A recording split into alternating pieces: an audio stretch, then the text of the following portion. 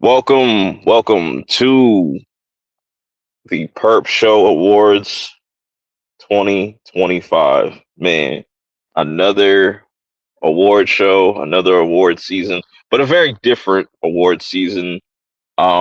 Every year is different. I always like to kind of switch it up to let y'all know I won't be having a channel of the year this year.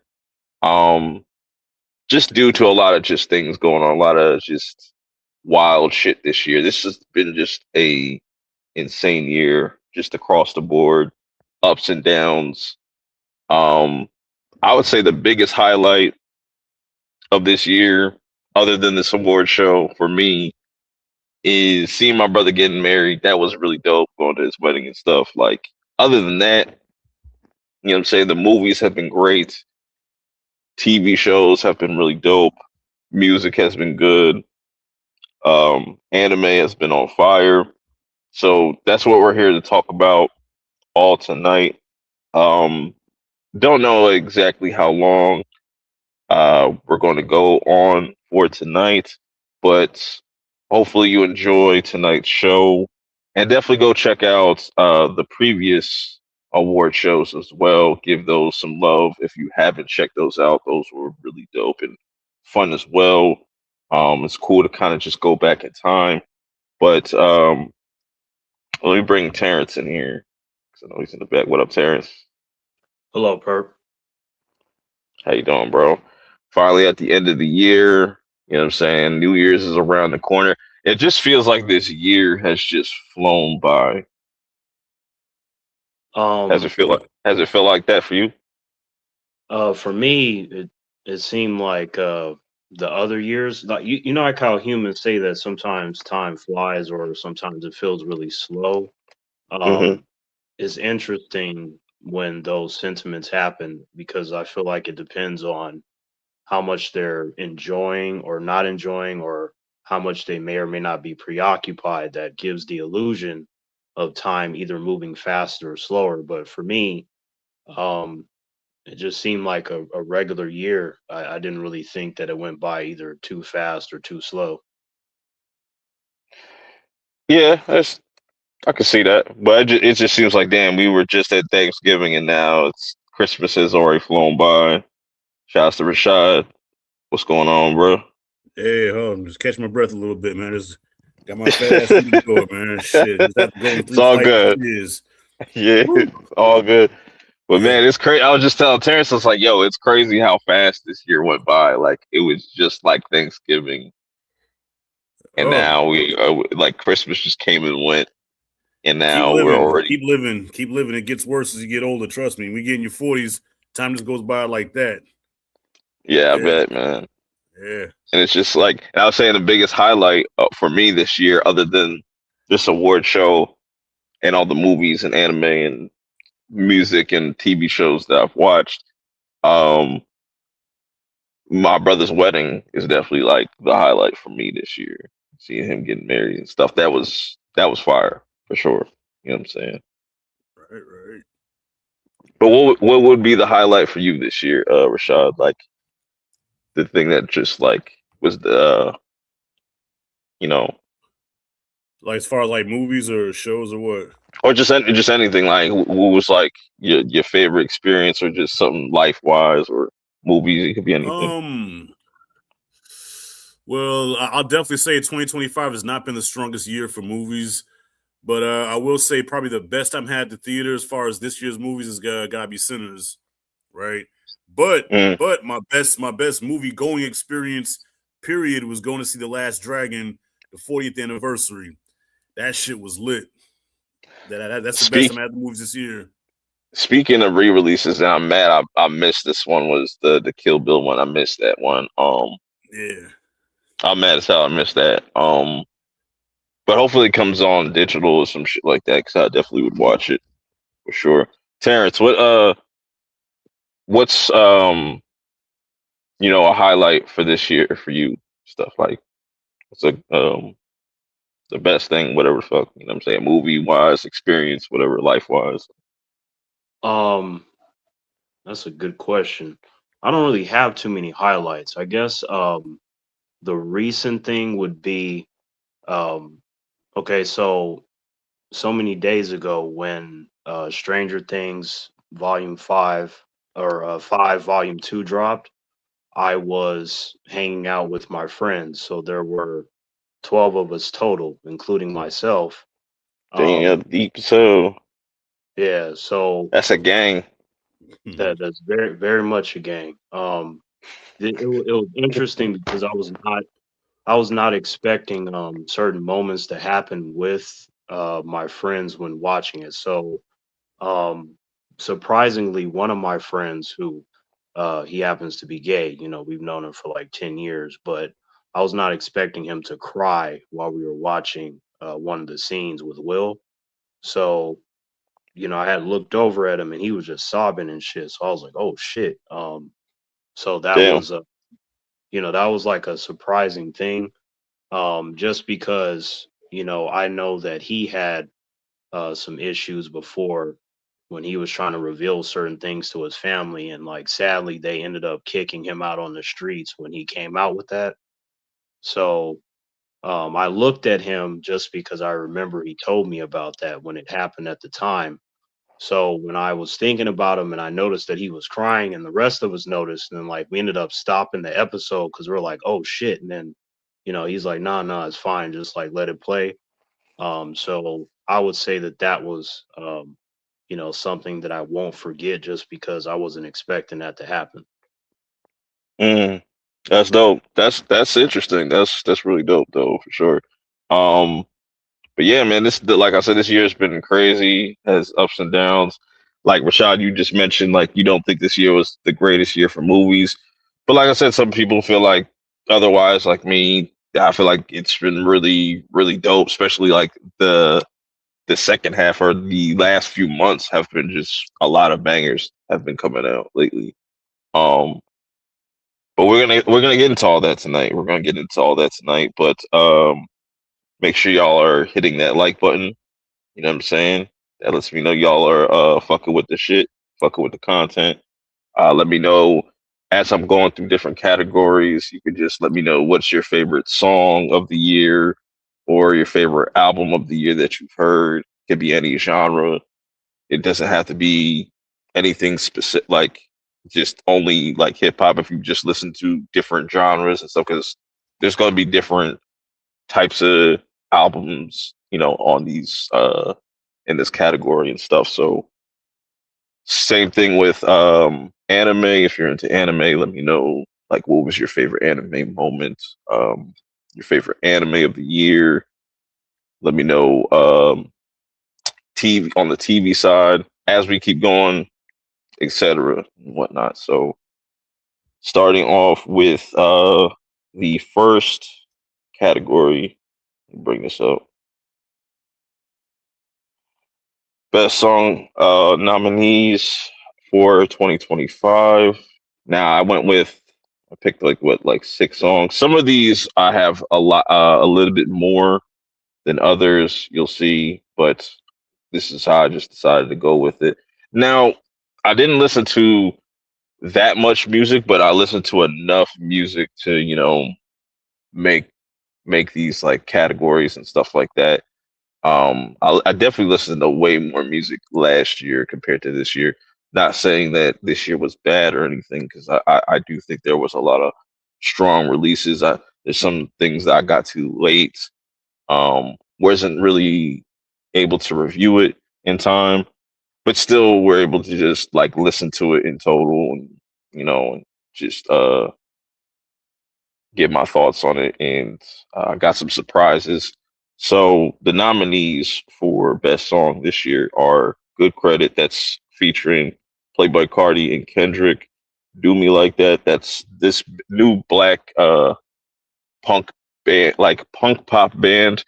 Think of like Slum 41 or like the Fallout Boys or like Green Day, something like that, but it's just an all black band, which was really dope because it's like they tapped into this like really nostalgic sound. You know, if you've ever like listened to like a Tony Hawk, type of soundtrack, it's definitely songs like they make music like that would fit something like that, pretty much. You know what I'm saying? But it's really dope. It's really catchy. They were able to get like Travis Barker on board with one of their songs. I think they opened for Green Day or some shit like that. This has all happened within like the first year, shit, which is pretty crazy. Um, then you have "Don't You Worry, Baby." That's a song off of Tyler the Creator's uh, "Don't Tap the Glass." You know, that's another song that has like a nostalgic type of sound to it, but just really catchy, really really dope. Like just the song that I kept going back to. Then you have damn, I messed up on one of these joints, but So Be It, Clips. Um that's a really solid track. Probably my favorite song off the album. One of my favorite, yeah, probably my favorite song for sure. And then you got Bodies that's supposed to be Offset and Jid, where Jid he's just been just really killing any verse that he's on, just been going crazy. Um, and Offset as well, just continuously improving as a solo artist and whatnot. So it's really dope. So and also Waka Clap. This is off of Metro's album.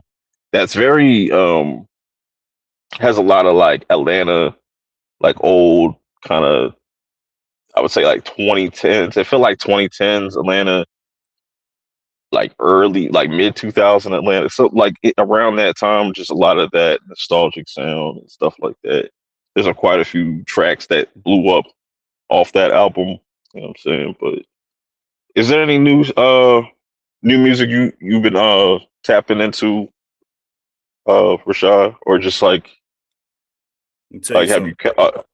like have you listened to like the Nas and like DJ Premier stuff? Like, Oh yeah, definitely. Yeah, nah, yeah, I fuck with that. Like all that stuff you just mentioned, I ain't heard none of that, bro. I ain't heard none. I'm an old head, you know what I mean?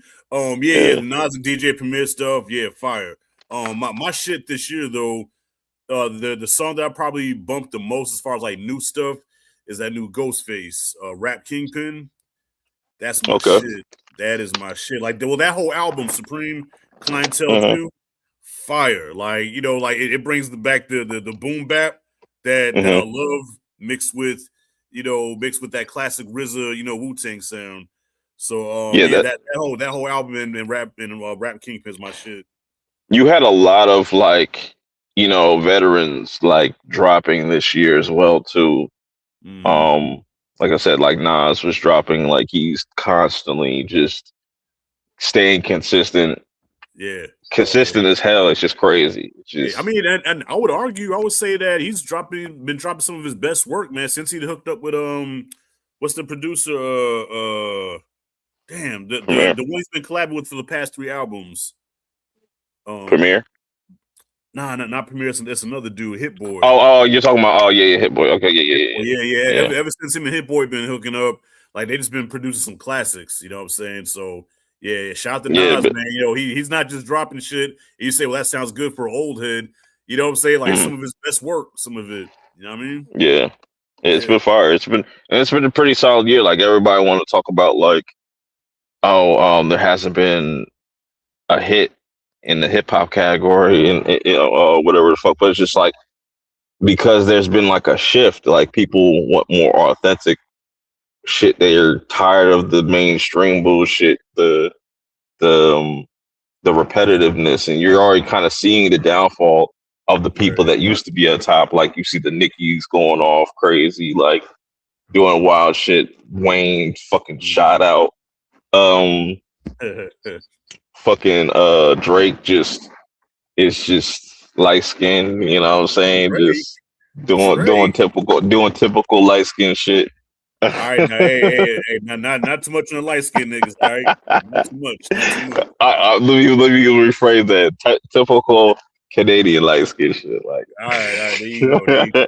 I don't heard enough about the red nigga syndrome, man. I don't want to hear no more about it.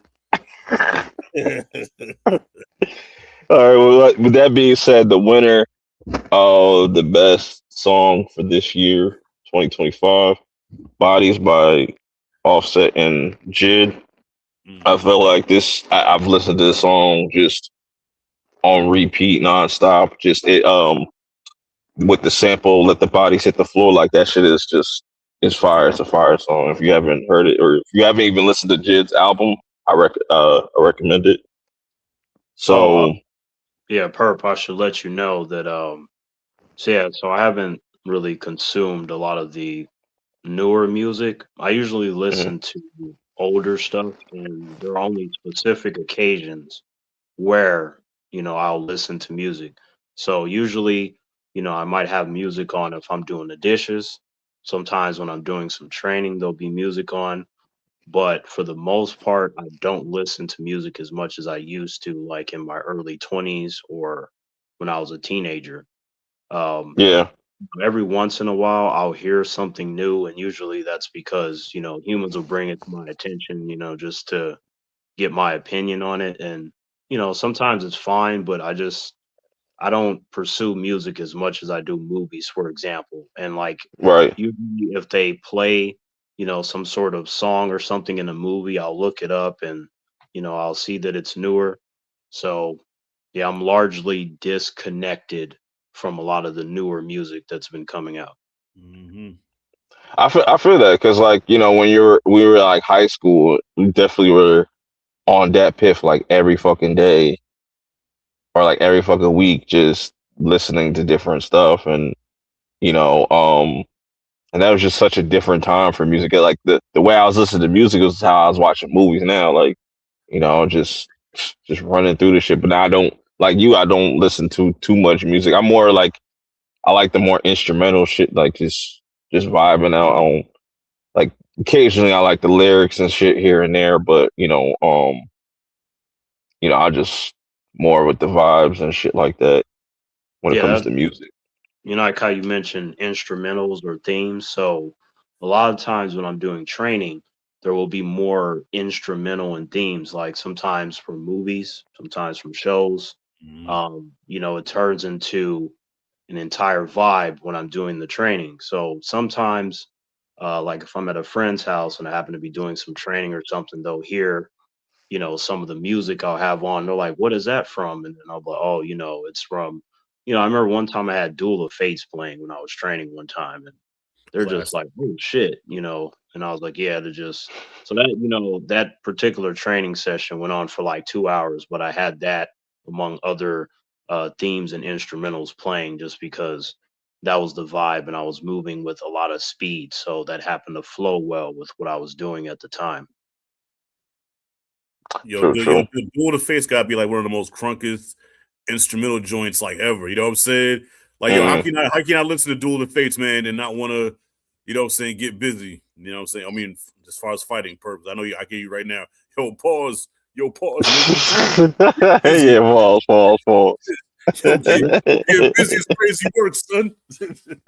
Yeah, my friend actually when since you mentioned that when I was playing that he came in and he was like trying to play fight and he just made the biggest mistake of his life because number one he shouldn't have been doing that with me, like let alone when I was already like adrenaline pumping and I had the song playing. It's just we were playing around, but I ended up putting him on the ground and I was like, you should have known better than to mess with Terrence while he's training and Duel of Fates is playing.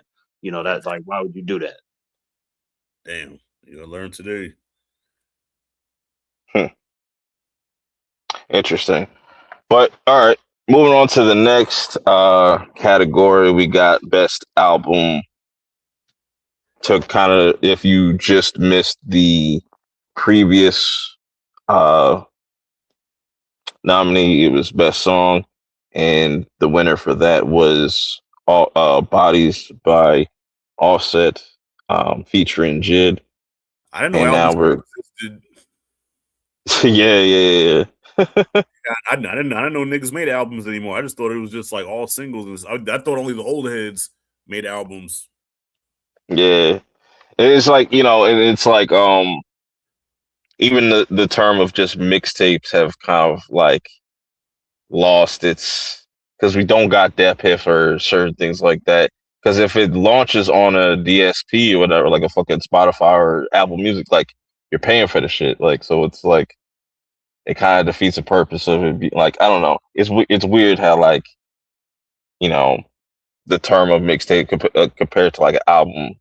That's kind of like just I don't know. It's weird. Yeah.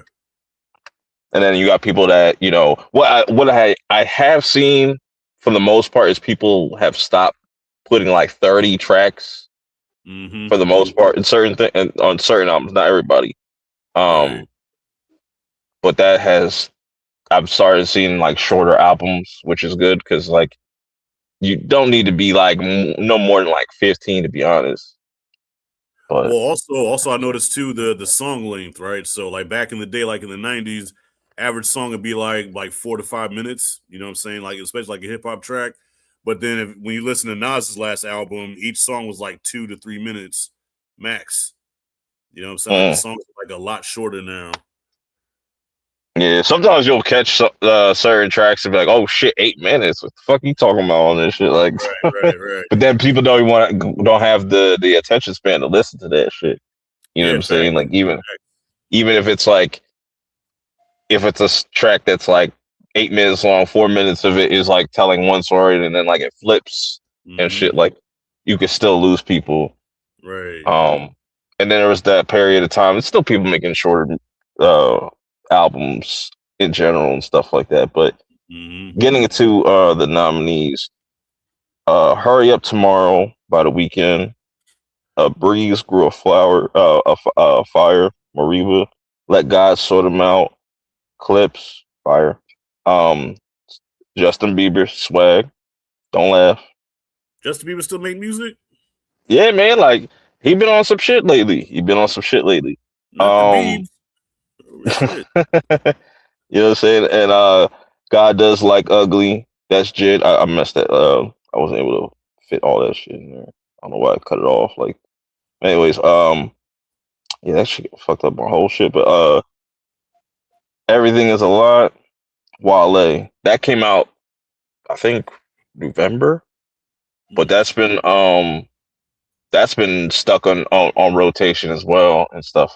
So got a lot of really strong albums that released this year across the board with different kind of genres. And originally I had Cuddy on here, but I was just like, nah, like Wale's album definitely took that spot. But Yeah. um the Weeknd's album, this is kind of like his final kind of album within this trilogy he's been doing since like 2020. It started with After Hours, which is a phenomenal album. It's just like it's so crazy how like those albums don't get talked about more because they are just really well produced, especially with Hurry Up Tomorrow, where it's an actual album, like an album with themes and just has a whole story going on. The transitions are fucking just really like seamless. Just a really well produced album, and then like Listen, he go better ahead. he better stick to music and not do any more goddamn movies. That's for sure. Yeah, Stick yeah. to the music, brother. Stick to the music. Don't make another movie. So you mentioned The Weeknd. I have heard some of his tracks because I do like him, like a lot of his Mhm. recent. Um, I haven't listened to entire albums per se, but I've heard a lot of his different tracks from his various albums that he put out. Um, so yeah, I think he's a really talented artist. He can't act for shit. Like Don't make Yeah, I another we movie. can agree with that because we seen that with what was the shit, the Idol or some shit. Did you watch the shit that he came out with this year? The name of Yeah, the name of the song that he did. Yeah. I think it yeah, literally was the same title. Oh my yeah. god. It was pretty much supposed to be like one of those albums that kind of coincides with the. But I was just like, no, just listen to the album. Like Yeah. you don't need to heard watch the movie. He was definitely going for that Purple Rain vibe. Like Hmm. when I was watching the movie, I was thinking, okay, this is like a modern day Purple It Rain had almost. potential. It had Yeah, it had potential, that. but it is just. It, but it's. It. I think it just kind of he wasn't the right person to like. He should have probably got somebody else to just kind of do that shit. I almost walked out that bitch. As I said, Jenna Ortega, I love you, baby, but this shit ain't happening. I almost left. I that's the only reason that I watched it for Jenna Ortega, and then I almost wanted to beat up my female friend who wanted to watch that. So she wanted to watch it for the weekend, and I wanted to watch it for Jenna Ortega. So Yeah. Yeah, and then we got Mariba's second album. If y'all haven't checked out Mariba's music, really fire. She doesn't. She's one of those types of artists that she doesn't drop albums frequently. Like this is her second album in like 5 years. So Mm. she has like, but she puts out like EPs and does like features and stuff like that. But she's not a person that just is going to flood the algorithm with music and stuff like that. Mhm. And like I said, with Justin Bieber Swag, I feel like that's his best album that he's put out. You know, just straight up like that. Wale, just um, this was another a person. new But album that he just put out. yeah, it just kind of just it was like a surprise drop. It's like one of those type of albums. That's what I was like, damn. And it was kind of more so um him leaning into his like purpose journal bags like that's like considered some of his best work, but like I would say definitely this is his best work. He has like a 2.0, but that's not as good as just the original shit. That's like kind of like the deluxe extra shit, but still great album all the way No through. disrespect to Justin Bieber, but I don't like him at all. The Biebs. I do have a female friend who loves him. Like I didn't realize he has so many posters until I went into her room, and it's like it seems like every 2 days it's a different Justin Bieber poster, and I'm like, how did you find all of these? But I guess that's what happens when you're a fan. You just find all the posters, I guess. Yeah, Yep. my daughter was a fan. I caught that nigga singing in the shower one time, singing that nigga song. What's that? Yeah, that's And funny. mind you, my daughter can't sing for shit, but all I heard was "ooh, ooh, sorry." I said, "What the fuck is that?" She said, "That's Justin Bieber, Daddy." I'm like, "Don't be singing that shit in my house." Yeah, well, I'll bring that my white devil little girl mouse. did the same thing. She was singing that same song, and I told her specifically that I'm sorry that you picked me up today. You gonna have to leave me here singing that shit. Okay, so well that being said, the winner of best album of the year goes to The Weekend. Mm. Hurry up tomorrow. I really like this album. Dropped early in the year, just always got on repeat. It's just as good as I don't know if I would say I'm still like I don't because sometimes I'm like, all right, it's a little bit better than After Hours, but then I'm like, nah, After Hours is better. But like those two albums I listen to on repeat a lot. So Tight. okay, getting that off. Let's see. Moving on to the next, we got best anime moment nominees and whatnot. Now this year's been insane for anime. Every year has gotten just crazier and crazier. Next year is going to be even wilder. You know, just a lot of new animes that always come out every year, or just um season twos, or people are on their third season. Just you know what I'm saying.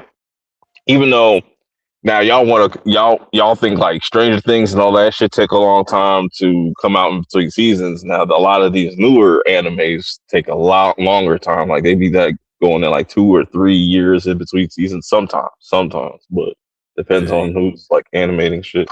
No, I know. I respect that. I've been telling humans for years that when it comes to animation of any kind, whether it's animes or something with cartoons, it takes a lot of time to do that. Whether or Yeah. not the material is good is a separate discussion, but to animate that stuff takes a long time. So I always appreciate the artistic value behind it, whether I like the material or not. Okay. So we got the nominees. A lot of people that y'all ain't going probably get like anything I'm saying right now, but for the ones that do, you know what I'm saying, Well, y'all get it. real But quick, man, I was telling my son last night that we were doing this, and my son was like, "Ooh, can I get on there?" I said, "Yeah, well, it's gonna be a bunch of some grown people talking nerd shit, man. I don't know if you get because my son, like he was trying to school me last night on a couple of anime shows, right? He's like, okay, so mm, what anime shows did Perp tell you about? I said Bleach. Oh, Bleach. Okay, so Bleach is about 15 minutes later. What else? I said Chainsaw Man. Oh, okay, so Chainsaw Man, and he just I'm like, God damn, boy, how much anime you it's watch? fire. But it's Yeah, like once you get into like one anime, you just go down the rabbit hole. Like I feel like, yeah, and by the time you like realize that you've watched like 10, 20 different anime and stuff, and it just, you know what I'm saying, because it's a lot easier to consume anime than just like a regular show because it's not as long. It's you're talking about like a 20-minute, episodes and shit like that. right. So I mean, I'll probably play this for him tomorrow, or whatever. Play the replay, just this part right here. 'Cause I know he's gonna be like, "Damn, what anime did y'all talk about?" So yeah, Okay, go ahead. okay. Yeah, So yeah, like the first one we got is Bakugo saving All Might. Spoilers for My Hero Academia. I'm not gonna go too crazy if you haven't seen it, but that was a fucking moment. This was talking about like a scene in the final uh, season. Which fun fact, um, My Hero's final season had like 11 episodes. All 11 episodes were rated 9 or higher. That shit's crazy. I was just like that's a crazy feat. But the next one we got is the five elders pulling up to Egghead. That's from One Piece, Luffy and stuff like that. Five elders are like some of the upper echelon characters within the universe and stuff. So that's a huge deal there. And just it was just a really well animated scene. It had its eeriness. You kind of just the imagery of the elders just kind of like in their I don't know what form you would call them, or you call them in like their demonic form or some shit like that. How they just tower over Luffy, just you know what I'm saying. Just the scale of them is pretty crazy. mm-hmm. Then you got Jinwoo versus Biru. That's from Solo Leveling. That's the one you could definitely get into, Rashad, for sure. Okay, It's only 2 seasons long, and season 3 ain't coming out till like 2028. So you got plenty of time to like catch up. yeah, okay. So Why you you got plenty of laughing? time. No, because it's 2028. I was just like, no, that shit's a long ass time. Yeah, that is. Yeah, But that's a by the time minute. it comes out, it's like it's really not gonna feel like nothing because like Jujutsu Kaisen second season was back in 2023, and season 3 is coming out in 2026 in Mhm. January, so next month pretty much. So it's like kind of flew by. Um, You already know from our older conversations, Perp, like back when we did a literal 3 hour stream where we were talking about Dragon Ball Z characters, and mhm, that's when I told you that I'm more of the old school anime versus like there's a lot of stuff that you were mentioning to me that I either never heard of or the stuff I've heard of that I've never watched. mhm. And that's what's crazy too, because another thing that happened today was One Piece having its uh season 1 finale, jokingly, because it's going from being ongoing to now seasonal, like every other anime, which is a huge deal. Like it's a pretty big thing because like One Piece is literally like the last show, like because Naruto would be ongoing, Dragon Ball was ongoing at one point, like so it's like the days of ongoing anime are pretty much done now. Which is it's kind of crazy when you mention that like old school like anime or just how they used to release anime back in the day. Now it's just everything's broken up into parts or cores or Yeah, different ways now. you're right though, because humans need to know the difference. Because when I was going to school, we would talk about a bunch of them at the same time, right? It was like Dragon Ball Z, Inuyasha, Yu Yu Hmm. Hakusho, Cowboy Bebop, Rurouni Kenshin. Like it would just be a whole handful of them that we would talk Yeah, about nutrition and everything. So it was like a whole thing when anime was popping off, and then of course yeah, that was not including the different anime films that were coming out. You know, like your Akira's and your Ninja Scrolls and stuff like that. So Hmm. Like I see the benefits of like having, because a lot of these newer animes are shorter in comparison to to a One Piece or a Dragon Ball or a Bleach or a Naruto. Like they kind of end like I think JJK just ended last year. Um, you know what I'm saying? Um, Kaiju number eight's about to end. Just ended its manga last year. It's gonna end the anime this year. It's only 3 seasons, so it's like there's gonna be generations that have no idea what it's like to grow up with like an ongoing anime like that, like we have with like Dragon Ball, or some people that grew up with Naruto, grew up with Bleach, or what I'm saying. It's kind of crazy to think about. But the next one I had was Queen and Boa. That was from To Be Hero X. That's another new anime that came out this year. Um, Tanjiro and Gyu versus Akaza from the Demon Slayer movie. Absolute fire fight. Denji versus Reze from the Reze arc, Chainsaw Man movie. Then Star Wars Visions, the Black episode, where it's like a 13-minute episode of like you're seeing um, this stormtrooper and his life, like he's like about to die, and you're seeing his life flash before him in this like really trippy, surreal kind of going through like the past, present, and future type of shit. It's just so Mm. fucking crazy how they did that shit. Like Visions is so underrated. It's insane. I haven't Um, watched it. yeah, you should definitely. I would recommend it if you got Disney Plus or whatnot. Mm-hmm. Zoro versus Lucci, another moment from One Piece. One Piece had a lot of great moments, but like the Zoro versus Lucci fight was really fucking well animated. There was this kind of clash and just kind of he was just kind of really like Zoro was really kind of just fucking with Lucci, like just kind of killing time.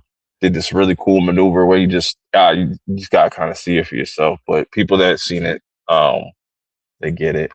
But my favorite moment of this year, anime wise, was definitely had to be Bakugo saving All Might. I just really thought that was a crazy, just full circle moment.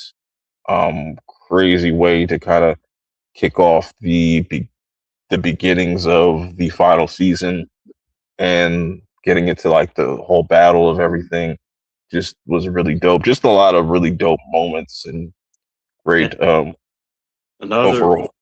another thing I missed too, Perp, was when like when I was going to school, like aside from the different shows that were ongoing, like for the animes, we just Mm, had these big movies coming out. It was like Tekken the motion picture and Street Fighter 2 the animated movie. It just had a Fire. certain kind of vibe and energy, and like it was to oh the fuck. point to where even the teachers would talk about it. You know, if they weren't watching it, it was like because of their son or daughter or something, they just knew about it by default. You know, and they would even Hmm. mention, some of the characters by name. And I thought that was just, really cool how the adults were in on it while we were children. You know, that was pretty fun. Right, right. Fuck. I messed up on something real quick. Can y'all two talk while I fix something real quick? Oh shit! What you done did? Yep. Um, Goddamn. yep. Rashad, my friend. Yep. How are you Yes, doing? sir. Hey, still black and living, man. Same shit, different toilet. You know how Yep. that goes. Yeah, Yep. So yeah, it was good to hear from you. Yep. yeah, yeah. No doubt, man. No doubt. Yeah, what you been up to? Just doing a lot of stuff with the friends, a lot of gatherings and conversations, and unfortunately, something really bad happened to one of my closest friends. So I just been trying to be there for him because he lost somebody close to him. I'm sorry to hear that. Yeah, my condolences, man. Y'all checking out y'all going to see Stranger Things in the movies? When that was it, Thursday, I Wednesday? we tried to get the tickets, but they were Sold gone out, like right? like Dog, let me tell you. they yeah, I was really upset because normally we're able to get them, but it was like literally 5 minutes because the around me and Cali, there were four theaters in terms of the ones we can quickly drive to. Yeah, We were all gone, and then it was okay. There was some that were an hour away, and we're like, okay, we're gonna make an exception for this. Those were gone too, so yeah. we couldn't get them. Nah, check it out. Like at All my right, AMC we're at all first, good. they had. Okay, okay. Not my fault, but y'all can No, keep no. talking. I was just saying at my AMC, they at first they had two screenings for Stranger Things, and they both sold out quick.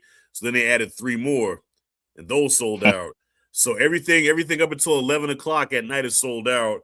But even that show, say there's only like 3 or 4 seats left, and that's at 11 o'clock. So that means motherfuckers gonna bring in the new year at AMC, and then they added like 8 shows the next day on New Year's Day, and all those motherfuckers are sold out. And I said, I God damn. because I Yeah, had went to, like me and three friends. We went to like one of our nearest theaters, and I talked to one of the guys that was selling the tickets. I'm like, okay. Do you have any seats? Any seats, including the breaking neck seats in the front for the Yeah. final episode of The Strange. He's like, oh yeah, those have been selling like crazy. Let me check the showtime. He's like, I think we still have a few seats available, maybe in the middle. I'm like, hey, that's good, middle, top. So he looks and he's like, okay, he's like, well, the way he said, well, I wanted to snatch him to that glass because that just You did already not sound. know. And then You he's like, already well, know. the ones that are, grayed out are the ones that are unavailable. And I was like, sir, there must be some mistake because it looks like there's only one that's not grayed. So the grayed are taken. He's like, yeah, the gray are taken. I'm like, but there's only one left, and that's like the wheelchair one. Yeah, the handicap. Listen, unless you walk in there with a severe limp, But act like you got Tourette's, you can say the handicap section. see, we're not going for that cap. You know what I'm saying? People are gonna be there. Everything's sold out. There's Going to be there. Why? You know that'll be fucked up if that does happen, because I've had that happen before where I try to go see something, they said it was sold out and wasn't nobody even in there. yeah, no, see that yeah.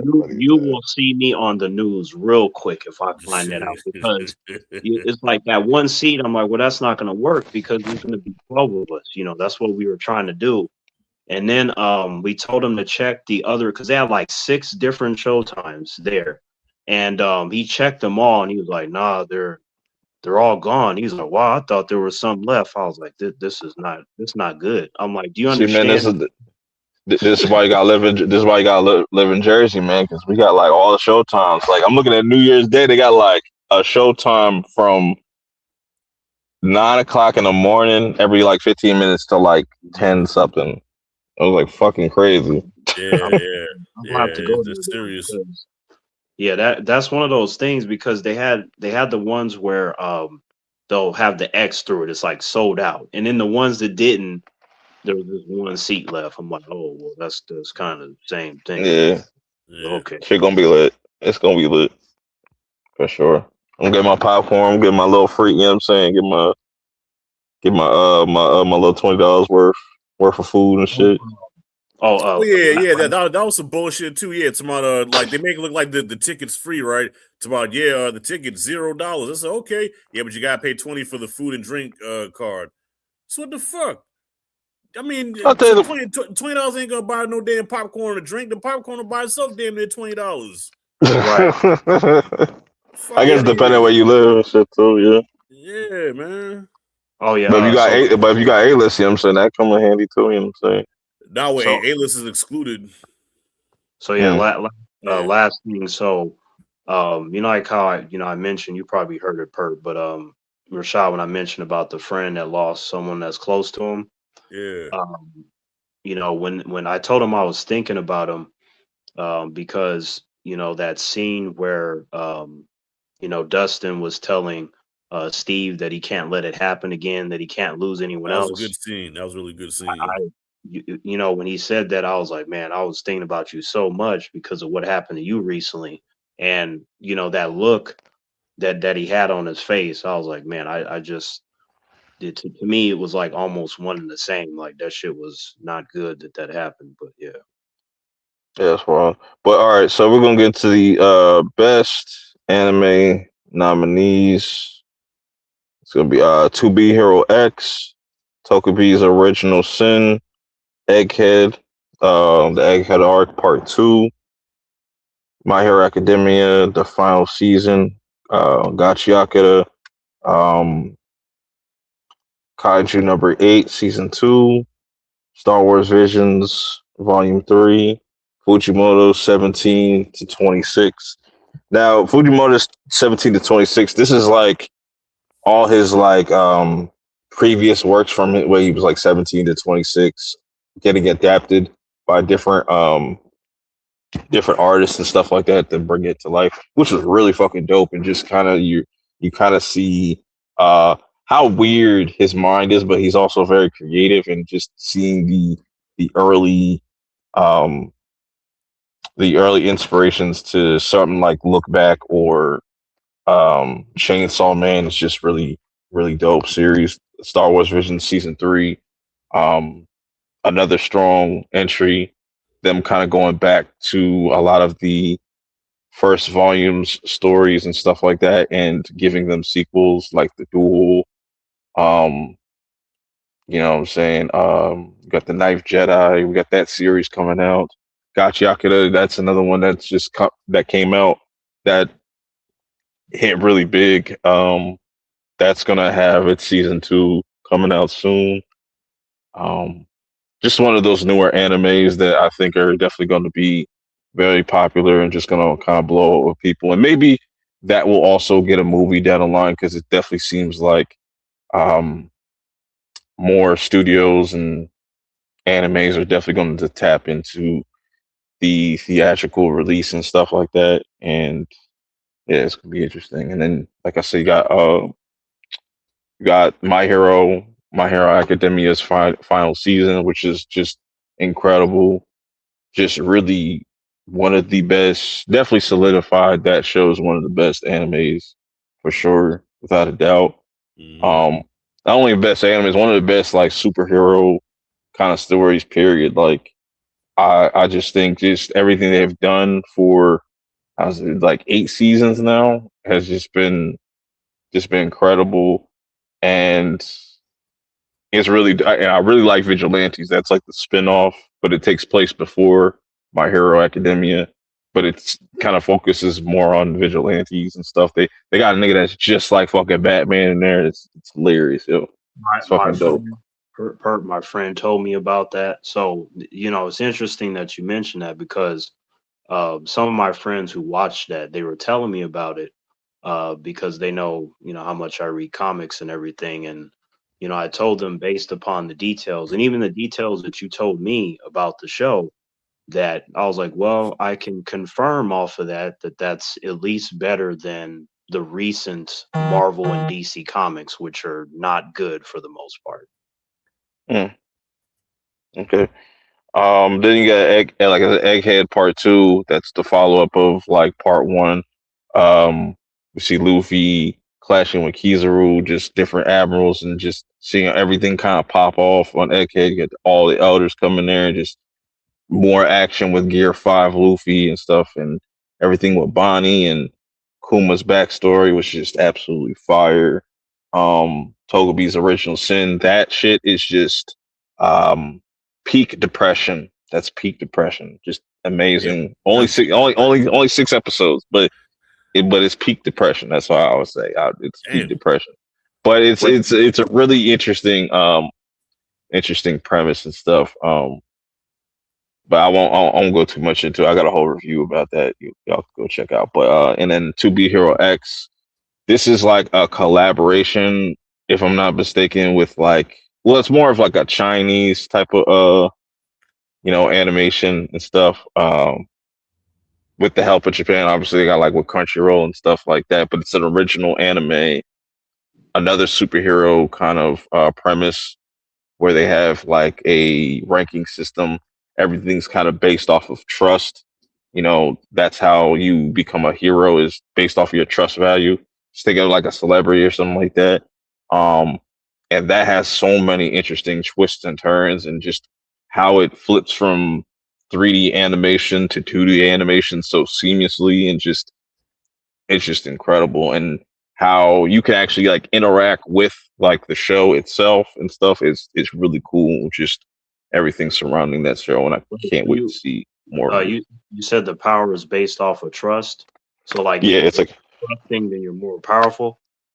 yeah. So it's like if you have like say if like say like ISO speed, like he has how many followers, or like you say that's like equivalent to his trust value or some shit, he could become a superhero. Like, and the number one to X is like the number one hero. You know what I'm saying? Like that's who everybody tries to you know compete for, and you got corporations that have sponsorships and stuff like that. It's very much reminiscent of My Hero Academia, but I feel like they take it they take it up another notch, and it being just like original is really cool too. But we had a lot of strong just releases as a whole as far as anime goes and whatnot. But these are just my picks personally and stuff like I that. wanted to So ask you, because I know that you follow anime a lot. Is there any news on anything else Baki anime coming out? Because I like Baki. um I don't know if I heard anything recently. Cause I know there was some Baki shit that came out like not too long ago, but I haven't heard anything since. So Yeah, I really like that one. So I finished all of the Baki stuff that's available anime wise. that's what's up. Okay, so winner of best anime goes to Be Hero X, and this was tough too because I was like, man, it was really between like To Be Hero X for me or like My Hero was gonna is the runner up, and then I put like tied for third would be like Tokobi's Original Sin and like Egghead part two, but between To Be Hero X and like My Hero, I think um those are really good just representations of like superhero shit, just like taking the superhero um like taking things that we know about it and just kind of flipping on its head type of shit, doing something different, something new, just just a refreshing take on it. It's not too much like the boys or anything like that, or it's its own kind of thing. And I recommend it for anybody that's just looking for something outside of DC or Marvel. You know what I'm So when saying? you say flip it on its head and refreshing, you mean like the type of approach that they did for Watchmen, for example? Because that would be Kind of, flip. yeah, yeah. I would say kind of, yeah, yeah. That's actually a pretty good comparison. Or yeah.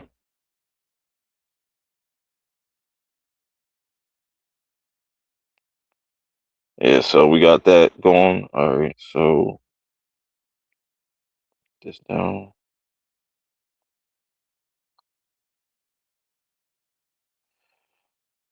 Oh shit. I hope you kept me on here yawning, man. Nah, man, I'm tired as hell. I told Terrence I'm tired, man. We gonna go through this shit, and you know what I'm saying. And Yeah, keep moving. yeah. Not there. Today's my Friday, man. I got the next couple of days off. Okay, we got I be four more categories to go. But before we get into that, did y'all see the leaked X-Men, Joe? nah. Elite X-Men what trailer? Yeah, like Yeah, the next Doomsday, the third Doomsday shit was it's pretty much Cyclops. A spoiler for anybody, you know what I'm saying? But no, no, it no, was no, no. Cyclops. I don't be messing with leak stuff. I just be waiting till like if it don't say Marvel on there, then yeah, I just kind of don't watch it. Oh wait a minute. Oh, Okay. this is part of the four trailers that's supposed to be coming out for Avatar, right? Like I Yeah, guess go see it four times and you get four different trailers. something like that. Yeah. Okay, okay. Uh, I think the second one was what Thor. Mm-hmm. Second one was supposed to be Thor. I don't know what the fourth one's probably gonna be Doom. Probably Doom related. Yeah, Yeah, there's supposed to be I'm There's supposed sorry. to be 4 teasers, and then like the official trailer will come out. Yeah, so yeah, I heard that one is Thor, and then one is X-Men, and then I heard that one is Fantastic Four, which includes Doom. And then Cap, yeah, we also the Cap one, Captain America. Right, yeah, that's the Yeah, first one that we saw, yeah, before right, they right. dropped it online. Because for me, it was like put on your 3D glasses when we went to see it in Max 3D, and then everybody was like, "Oh, what's this?" And then when it was like doom doom doom doom, everybody just like, "Oh," I was like, "See," I was like, I kept telling humans that's the only theme that everyone knows from the MCU, and then it was just like, "Oh, who are the?" And then once the bike, when he parked the bike, and then they showed his helmet, and everybody started flipping out. We already knew it was Cap. We knew. I ain't gonna lie though, man. I had a whole attitude watching that, and not so much because of the trailer, just because I'm sick of AMC with their endless fucking ads. Where the Showtime says They 12:30. don't ever end. They don't ever end, man. So Showtime says 12:30, right? So I try to time it where I get there. Where okay, we get there when the last trailer plays, right? So it was like 12:45 or some shit like that. And I swear to you, man, about 6 more trailers played. It's 1:00 now, and then they want to show that little fucking Cap teaser. I said, I don't give a shit. Give us the fucking movie. Bad enough we gotta be here for 3 hours. I don't Yep. give a shit about Cap holding no baby. Right, fact. And then before it comes on, they got to show Nicole Kidman. That's like another, Yeah, 30, 40 yeah. I'm like, come seconds. on, man. I had a whole attitude, bro. It's funny as hell. I Maybe had I, an attitude too, because I was just like, back then I told humans, I was like, first of all, when it comes to time travel, there are specific rules across all of fiction. And I was just like, there's no way that Steve didn't mess up the timeline. So I was like, this selfish motherfucker caused doomsday. I called it back. I knew. I was like, because this dude, Hulk was like, come right back. He took longer. He came back. He was he had great. to, he had to go fuck on Yeah, he fuck had to I go on get Peggy real Peggy. quick. Yeah, he had to know go he Peggy, went man. back and he clapped Peggy Carter, but I was like, you selfish motherfucker. I was like, what you doing, Cap? He kept smiling and shit. I was like, okay, that's why all these characters is gonna get wrecked by Doctor Doom, because of him. Shame on you, Lord. Steve. Yeah. He earned it though, man. See, I mean that he been perfect his whole fucking life, man. Shit. Yeah, He deserved to clap Peggy. he gonna earn the doomsday, and then he gonna be crying and shit, talking. But I'm sorry. I'm like, yeah, you damn right, you sorry now, Steve. The fucking multiverse is collapsing. That's right. Oh God. Yeah, man. Man. I'm telling you, man. Like people gonna be switching up on Doomsday. I'm telling you. I Yeah. don't know why these like are doubting this shit. Like the shit's gonna make money. Like Oh, yeah, it's Oh, it's an it's an guaranteed. event. It's an event film. The event films are the ones that make money. Your Spider-Man, your Deadpool, Wolverine, your Avengers. Like even the normies that have fallen away, they come back because when you start seeing a million characters, you want to know what's going on, whether you've been following it or not. So it's going to make money. and Yeah, it's just followed up by Secret Wars. The Secret Wars gonna make even more money. Like, Secret War's gonna make a lot of money. Yeah. Yeah, because the original storyline, which was not that good because they literally based it on toys, but it just encompasses the entire Marvel brand. And then you have like the one that came out in 2000s, which is specifically centered around Doctor Doom. So I'm like, you pull from either one of those, you can literally just do anything and everything Marvel, and humans will just show up by default. All you got to do is be like, hey, there go Toby, there go Hugh Jackman, right. here goes this, and then that's all it's gonna take, and then you got $1 billion. Right. Guaranteed. Easy. And they dropping it around Christmas, like the week before Christmas. It's just like, look at Avatar. Like Avatar making money. Niggas was shitting on Avatar, but like it's still them shit still fucking make money. Oh yeah. Oh yeah. Oh yeah. Yeah, because I remember one of the guys at the theater when we got done watching the movie, he's like this gonna have to make $1 billion, and I was like, it has to actually make 1.2, but I was like, it'll make that. I'm like, it just came out, so it'll definitely hit that. I was like, I don't know It's about gonna no make $1 billion 2 billion. a week. Yeah. I was like, I Yeah. don't know about no 2 billion, but it'll definitely No, hit the I'm saying one. it's gonna at least make it's gonna make its first billion within like within Mm-hmm. that like the first 7 to 10 days. Like it's gonna make it. It's it because yeah, because it's already like at 500 and something million. So like I think it'll hit the 1.2 billion that it needs to be profitable. Because I was like that movie is expensive. Now the other two, they made more than 2 billion. I don't see that one happening with this one because it's moving slower. But I still Right. think it'll hit the 1.2, which is Yeah, all that it it should hit. Mm-hmm. Oh yeah. Yeah, it's gonna be interesting. So next we got is best season of TV nominees. We had Severance season 2, The Sandman season 2, last season 2. Fuck. Um, Weak Hero season 2. Now, Weak Hero is like something I just like stumbled upon. Like they just released the first season earlier this year, and then like released season 2. So I just like watched those Jones back to back. And I was like, man, these like Korean shows are fucking fire, man. Like really fucking fire. Especially the ones with like just with action and stuff like that. But The Bear season 4, You like Bear season 4? absolutely. I I like it thought more than 3. I thought it was kind of boring. I like it more than 3. Um Andor season 2, Black Mirror season 7, which I think that season 7 was like really them kind of like return to form type of season for them. Hey, Andor, hey, you're missing Cobra Kai, man. I still need to watch the Sandman season two. I watched season one, and that was they pulled from a lot of the earlier comics of the Sandman. So mm, for the most part, that was accurate, except they're missing the Justice League. Like they're supposed to be part of that, but I guess they couldn't use them. But aside from that, um, it was smoking dope. accurate.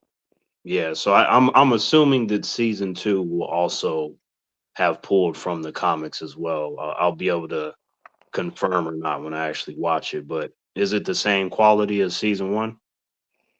I think it,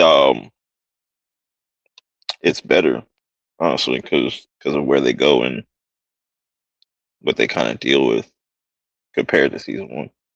Because like Right. that, because for me the highlight of season one was Lucifer Morningstar versus Sandman when they had their little literal verbal battle, and then hmm everything they were Yeah, doing it was like episode 4. yeah that's still one of the most impressive things I've seen for anything comic book live action that they managed to do that so successfully. Yeah, season 2 just takes a completely different approach that I didn't expect, but I like really dug, and I kind of like understand the themes of what they were going for. I'm watching season 2 now. What's up, y'all? It's on the Oh, screen What up, now. Guru? okay. What up? What What up? up? What up? What up? Yeah, Well, this kind of interesting. I kind of like all the, mythology and all this crazy shit. So I'm gonna see what I like about it. Season 2 of Sandman. Yeah, you seen his parents, right? At that point, like I Uh, think it was like pretty nah, we ain't after got to first. that yet. I think it happens in the first because Nah, you didn't see time yet, right? we seen the Nada shit, and Oh, then so you're still at the first episode? the second episode, midway Okay. through the second episode, when everybody came to try to get the key from her. Okay. Yeah. Yeah. So I think okay. I think when you meet his parents, I think you meet his parents pretty soon. I know it happens earlier in the so season, they but so they do they end up showing the rest of the endless in season two because they were missing a couple of them in season one. yeah, yeah, Yeah, you they have do see like a them. little meeting at the damn near the beginning of the season 2. They have a meeting and they all show up except for one, Yeah, Okay. and they kind of lead off into the story. yeah. So yeah, these were the nominees that I had for best season of TV for this year, and winner is Andor. Yes, sir. Highly rated. Okay. Okay. I might check Andor out. And I'm so disappointed in Star Wars fans. You know what I'm saying? Like when peak is being made, like peak Star Wars is being made, it never gets talked about. It's crazy. It's A crazy. lot of people But talking about Andor. That's all but people no, I'm talking not about. not. No, I'm saying not like you know what I'm saying what I'm talking about. Like not as much as like not as much as something like how much people talk about the Last Jedi. People talk about the Last Jedi still, Yeah. to this Yeah, day. You know what I'm saying?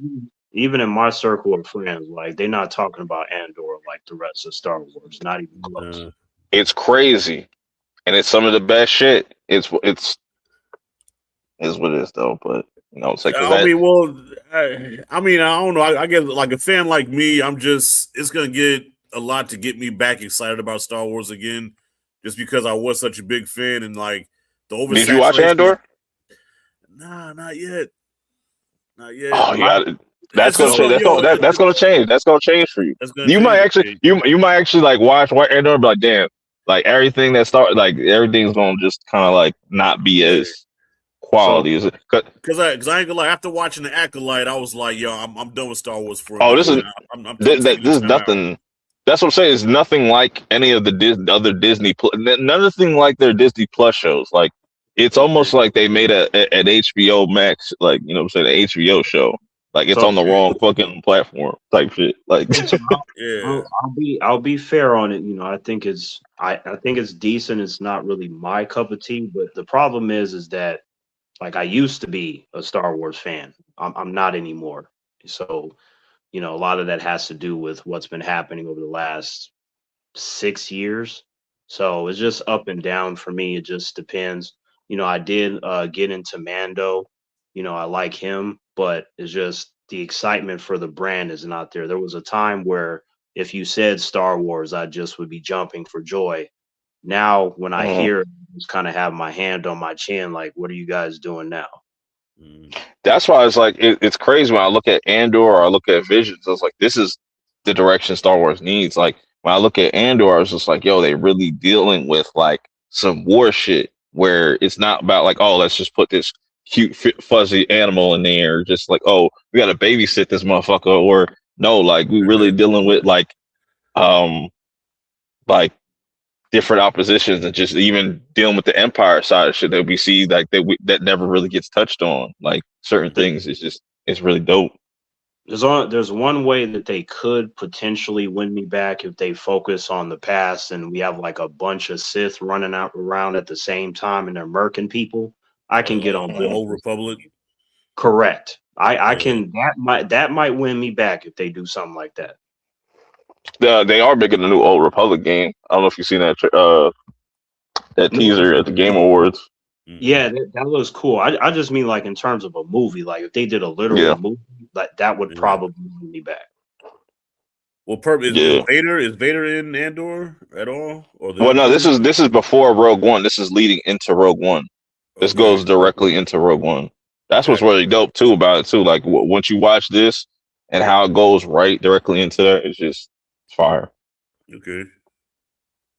It's fire. Yeah, that was my favorite part of Rogue One when Darth Vader started murking everybody. Yeah, that shit was fire. It is, yep. Sometimes in life you just got to bring out somebody that's a Skywalker. That's the Hmm. key to the brand. Like when they started going away from that, that's when I started going into a deep depression. Like I don't know what I've happened. been saying, I've Yeah, been saying, Star Wars is a Skywalker story. At the end yeah. of the day, But Basically, at the same time, like you can make different stuff outside of the Skywalker stuff and still make it pop. Like Visions has shown that time and time again. Like you you can still do a can, lot of but creative thing. you gotta But also tie it people back got to to the Skywalker story. you don't though. But like I said, when you watch Visions, it's like this still feels like Star Wars, right. and you don't have it feels refreshing. So you don't have it doesn't have to be chained to that. It doesn't need to Yeah, be. but them is like vignettes though. But like longer form content, like TV shows and movies, if you're But doing I'm saying, 13 but minute like, but episodes when and you shit, sure. But if you're doing something 2.5 hours or 8, 9 episodes, you better tie that but shit to the Skywalkers one way or another. but I'm saying, like you don't necessarily have to. Because even Andor kind of just does its own thing without having to mention Jedi or Sith or anything. and it's still Well, fire. Like, Perp, I somewhat agree with you because I mean we're in a galaxy far, far away, right? So out of a whole right. galaxy, you know what I'm saying? I would be now, mind you, Skywalker is safe just because that's the story that everybody's familiar with. But they need to come up with some more characters that we can care about on the level of the Skywalker saga. Because to me, the Skywalker saga ended with Return of the Jedi. You know, it goes from Phantom Menace, Return of the Jedi. The Star Wars, the Skywalker saga is complete. Give us some fresh Hmm. stories with some fresh But characters. Star Wars fans don't like new characters. They don't like new ideas. It's not about Well, that. When I Uh, say tie it to the Skywalkers, I don't mean literally. I mean you have to tie it to the Skywalker story. Meaning mm, that if you're gonna do something, for example, Jabba the Hutt, we yeah. know Jabba the Hutt is tied to the Skywalker story. So Okay, I see what you're his saying. species or something needs to be a part of what you're doing, so forth and Gotcha. so on. That's all I'm saying. Excuse me. right. It doesn't literally need to be directly to Luke, Leia, or Vader, but it needs to tie to that Tying story. to it somehow. I see what I've you're been saying. I've been saying that for 6.5 years that you can do things that are different, but you always have to remember what made you successful to begin with. If you stray too far away from that, you are going to lose a lot of the fans, even if you make some new ones in the process. Yeah, Yeah, that's what they've can't been But argue you with doing. that. also can't be afraid to move on from the Skywalker shit at the They same tried time. with Ray and ended That's why up right where they that's started. why I phrase it the way I did. I'm like, you can do new stuff, but you have to always remember where you started, and you should be Mm, coming back around. It should always end up being some sort of full circle. You don't want to make it feel like, hey, yeah, y'all remember them? Yeah, they ain't shit now, but hey, look at this new guy right here. Like, you don't want to. right, right. All right, so next we got best new show nominees. We got Pluribus, The Pit, The Studio, Alien Earth. I still gotta watch Studio. One I snuck in here that I don't think a lot of people know about, but it went under the radar. I blame HBO, but it's a fantastic show. Task. Um, Welcome to Derry, another HBO joint. So, what were some new shows that you peeped out, Terrence, this year? Oh, pretty much all of those on your list. But I You got watched to. Task? Yeah, yeah. My Yeah, Task friends was hard. put it on, like it was fine. You know, I wasn't expecting much from it, but you know, I have to admit, man, that when it comes to shows, the most surprising one, at least for me, was it Welcome to Derry. Like I just that Mm. Pennywise, your dancing daddy, and all that stuff. I was like, okay. Yeah, that nigga is funny as hell. The whole like, oh, I ate him, all that stuff. It was just like, man, this entire show, and then the way they was handling them kids, like, like how in most things it's like, oh, children are precious. Nah, not in It Welcome to Dairy. They was like, fuck them kids. Them kids got they shit pushed in time and time again, and I like that because when it comes to storytelling, you can't be afraid to do the stuff that you should be doing to elevate your plot, and also the fact that it felt really cinematic too. Like it felt like Mm. you're watching a movie, and the cast was really good. And they had some moments per where I was watching it where I was like, nah, we not gonna continue this. We gonna skip to the next episode because we're not playing that game. I just nah. So the rich character, what they did to him, nah, I wasn't having that. I wrote a formal letter to the Yeah, could we like trade Rich for Hank? Like Hank, I don't understand how Hank just that shit. That's a whole nother shit I got with the show. But these are my favorite that I stumbled upon and stuff like that this year. So the winner is Welcome to Dairy, and I Gotcha. like Welcome to, especially when like Stranger Things was coming out at the same time. Like these two had like some of the funniest like memes to come out just with yeah. the two of these and just how similar these shows are. Which I don't know why people are pitting these two together.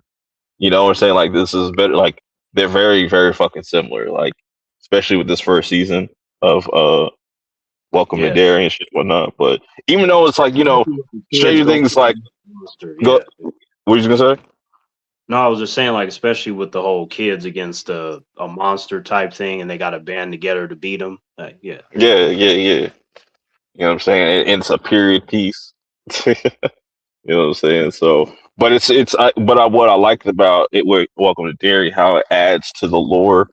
You know what I'm saying? Of just Pennywise, it kind of changes what you think or what you thought you know, what thought you knew going into the movies and stuff. And oh, I really am curious to see where they go with like season 2 and 3 with him going like them going back in time, stuff like you that.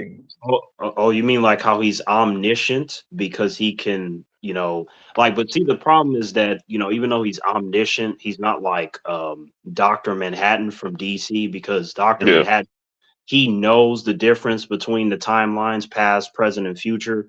But with Pennywise, like you said, it just kind of all blends together.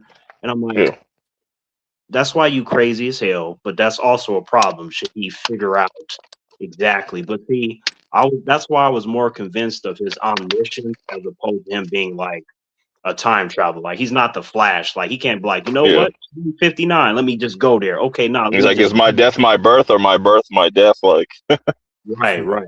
So, but yeah, sometimes in life you're dealing with a cosmic entity. And I was like, well, that's why he's so powerful. But see, the way to beat him is that you got to go up to him and start talking shit. Like, yeah, you ain't shit, Pennywise. Fuck you. And then that's when he gonna uh, shrink and start going into the hole. You I gotta really give him. hate that for that. I really hate that weakness for him, but like it's funny though at the same time. But Halloran was really dope. You know what I'm saying? I hope they give him a spinoff. I don't know exactly what you would do. Um, you know what I'm saying? Because all the shit in The Shining doesn't happen until he's way older and shit. Like, Mhm. Right. So what they could do is you make it I do mean a mini series, not where they say that and they give it like 5 more seasons, like a literal mini series. Like, we talk about 5 episodes tops, where you can show what he does before he gets to the Shining Hotel, right? Like, that'd be pretty cool. hmm yeah, and he could have some offshoot shit or just like dealing with other evil entities. My theory was because I was rewatching or just now finally getting around to watching Castle Rock. That's like kind of tied into that. I was like, they could bring this back, do a season 3 that's like focused on Halloran or some shit like that, or maybe you bring Hank in or something like that. Because Hank got off too fucking smooth, man. Like, no, I don't like that shit. I don't like that shit, bro. Because everything is because of him and shit. Like, I don't like that shit. But Facts. Yeah, them. Hey, man, shout out to black people, but man, them black characters, it was something wrong with them. They should have been left Derry. Yeah, they just leave. Like, no, no, no, no, no, no. Time to leave. So sometimes in life you need to leave because the plot ain't gonna work if you leave. yeah, So, the niggas is in the driveway. I was like, all you gotta do is drive, dude. Like, please. right. If he talking about we gotta go back to the base and get some answers, like, no, you need to drive your black ass out of there. You don't need no answers. Right. Yeah, and in real life that would have happened. It must have been a white writer or something because yeah, they don't know it. They don't know us too well. Facts. They was definitely We run first, ask questions later. fact. They talk about, like, yeah, we need to go back into the woods and down to the no, the hell we don't. We That's need to why. go. That's why Roger is such a great fucking character, man. Like he was just so on point. How he was moving through the in Night of Demons and shit. Like Yeah. that shit was funny as fuck. You won't catch What? me. What? Nigga, that shit was funny. Mm-mm. Crazy. Okay, next we got best horror movies. Um, best horror movie nominations. Bring Her Back, Sinners, The Ugly Stepsister, Weapons, Dead Talent Society, Frankenstein, Chainsaw Man. It ends. It ends is one of those movies that haven't gotten distribution yet, but like it was like one of those festival joints. You can watch it on Amazon Prime and stuff. I think it's gonna get, if I'm not mistaken, I think it's going to get a theatrical release next month or sometime next year. Mm. Um, but definitely be on the lookout for that. Bring her back. Sinners. Sinners definitely is one of the better movies this year for sure. I don't know why people like these like media outlets are just constantly like throwing shade at the shit, but it's kind of funny to me. But They you was know, throwing shade at it like the first goddamn weekend. yeah, yeah, Remember it's when weird. Variety wrote that report? So it's like they've been hating on this movie from the jump. from the But see, jump. but they be flipping because I remember at first it was just a lot of positive energy, and then you get towards what I said was likely going to happen, which is them being at the Oscars. Because I'm like, there's no way that this doesn't make it to the Oscars. Like I'm gonna be pissed.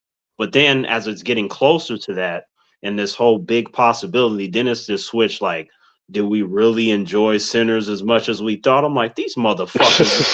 Yeah, yeah.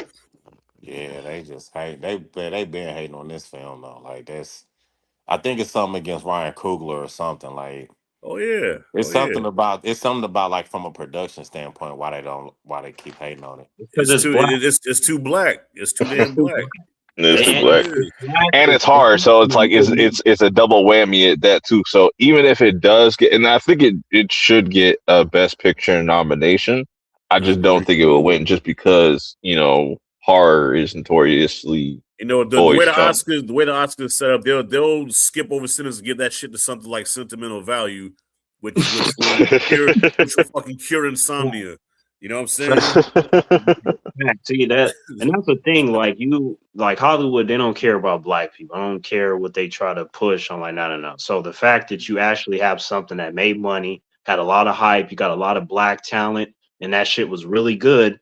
They Mhm. like you would think like, yeah, they gonna eat this shit up at the Oscars, but at the Hmm. same time, they gonna pull something to where I don't know. I could also see them getting the Yeah, fuck. So But you see because how that's what's quickly crazy. how quickly Variety came out with their article talking about yeah, it looked like Sinners gonna bomb at the box office and shit, right? But when right, Rock did his fucking movie, Smashing Machine or whatever the Yeah, fuck, yeah. that shit I mean that shit Oh yeah. tanked, and you didn't hear a fucking peep. that shit tanked so bad that I think it almost erased all of my MMA experience that I had over my entire life. I was hurt by that. I was like, geez, Yeah, that Yeah, shit didn't yeah. make no fucking money. Yeah, Like, man, and I understand why it didn't make any money because the movie was not very good. But at the same time, Rock and your girl, they're both nominated for Golden Globes for their performances. Which I mean, their performances was cool. You know, Rock did his thing, but the movie itself just didn't make no fucking sense. like so the problem, like it's like I was talking to you, Rashad, and others that it's more of like a live kind of documentary, like where you were following, almost like you were following the person Yeah, versus the actual movie itself, right? So that's going to turn a lot of humans off. They want to see more of like a never back down kind of situation, yeah, a war. it's cinema. Yeah, like I think it'll work better as a documentary because that shit really did happen, right? But it was so anticlimactic and so something that you wouldn't expect from a movie like that. You know, especially starring The Rock. You know, I just it was just it would have worked better as a documentary In as fact, the opposed to a movie. documentary, the documentary, The Smashing Machine is better, if I'm going to be Yeah, honest. yeah, Interesting. Yeah, it's just like even though like it's been there's a lot of competition. It's just like you could still give Sinners its props. Like you could still right. acknowledge it. You know what I'm saying? Just like these other films, because it's like Mhm. it deserves to be up there for sure. And Well, I you tell know you why? what, to me, Sinners was so dope. It's like I don't even categorize it as a horror movie because they're like, "What's your favorite horror movie?" And I'm like, I would say Weapons. They say Weapons over Sinners. Well, I don't think Sinners is a horror. Like Sinners to me is like the best overall movie. Period. You know what I'm mhm. saying? I can't even categorize it as horror, man. But if you're talking about like But just pure horror, I would give that to Weapons. but that's Okay. the beauty. That's the beauty of that film is because it is a horror film, but it's sophisticated horror. You know what I mean? Like Mhm. you have the ones that are like run of the mill, but then you have that one where it has something to say with its Yeah, horrific elements. So and then on top of that. Elevated horror. Yeah, it's like, oh shit, like this is one of those ones where you're not gonna mix up with anyone else, but that's also why they have a problem with it. They're like, okay, it's horror, and then it's also black centric, That's Mm-hmm. like multiple crimes and And sins a together. People musical. can't And a stand it. musical. And a Yep. musical, Yep. and KKK gets fucking murked at the end. Come on, Right. man. You Right. know what I'm saying? Yo, And you that's black exploitation 101, man. Yo, kill the white people at the end. Yeah, have no they ain't like white they ain't like that saviors. shit. Yeah, facts. no white saviors. None of that white Yeah, savior yeah, shit. None of Yup, that, yeah, yup. bro. yeah, Facts. And yeah. that's why they're mad too, because you had really capable, intelligent black people that stood on business in that movie. They weren't all like useless and weak and white Hmm. savior this and white savior that. Like they stood Right, on their own, and it was just really compelling. So even though they say they want that, when that actually comes out and it's rare and you get everyone on board, then they want to be dismissive of it. right. hmm Yeah, and then we also had some like Frankenstein that came out this year. Really, like we're seeing a lot of like the old monsters, not exactly universal monsters, but we're seeing the classic monsters kind of pop back up and stuff. You know, we had last year we had Nosferatu, Mm-hmm. this year Frankenstein. I think what next year is going to be Robert Wolf. Eggers going to do the Wolf joint. Yeah.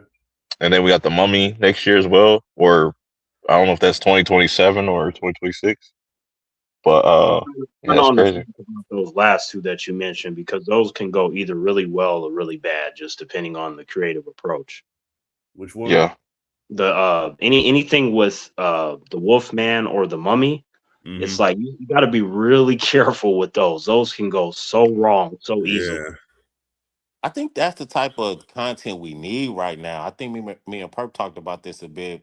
Like just simple fucking shit. Just give us a simple monster Mm-hmm. movie. Like I don't want no politics. I don't want no fucking will coming out. I don't want no motherfucking just a good story featuring a fucking mummy, a fucking Mm-hmm. werewolf, or a goddamn Frankenstein. Like Yeah. Facts, just make facts, the movie like and just make it, you know what I mean? Like let's just take cinema back a little bit.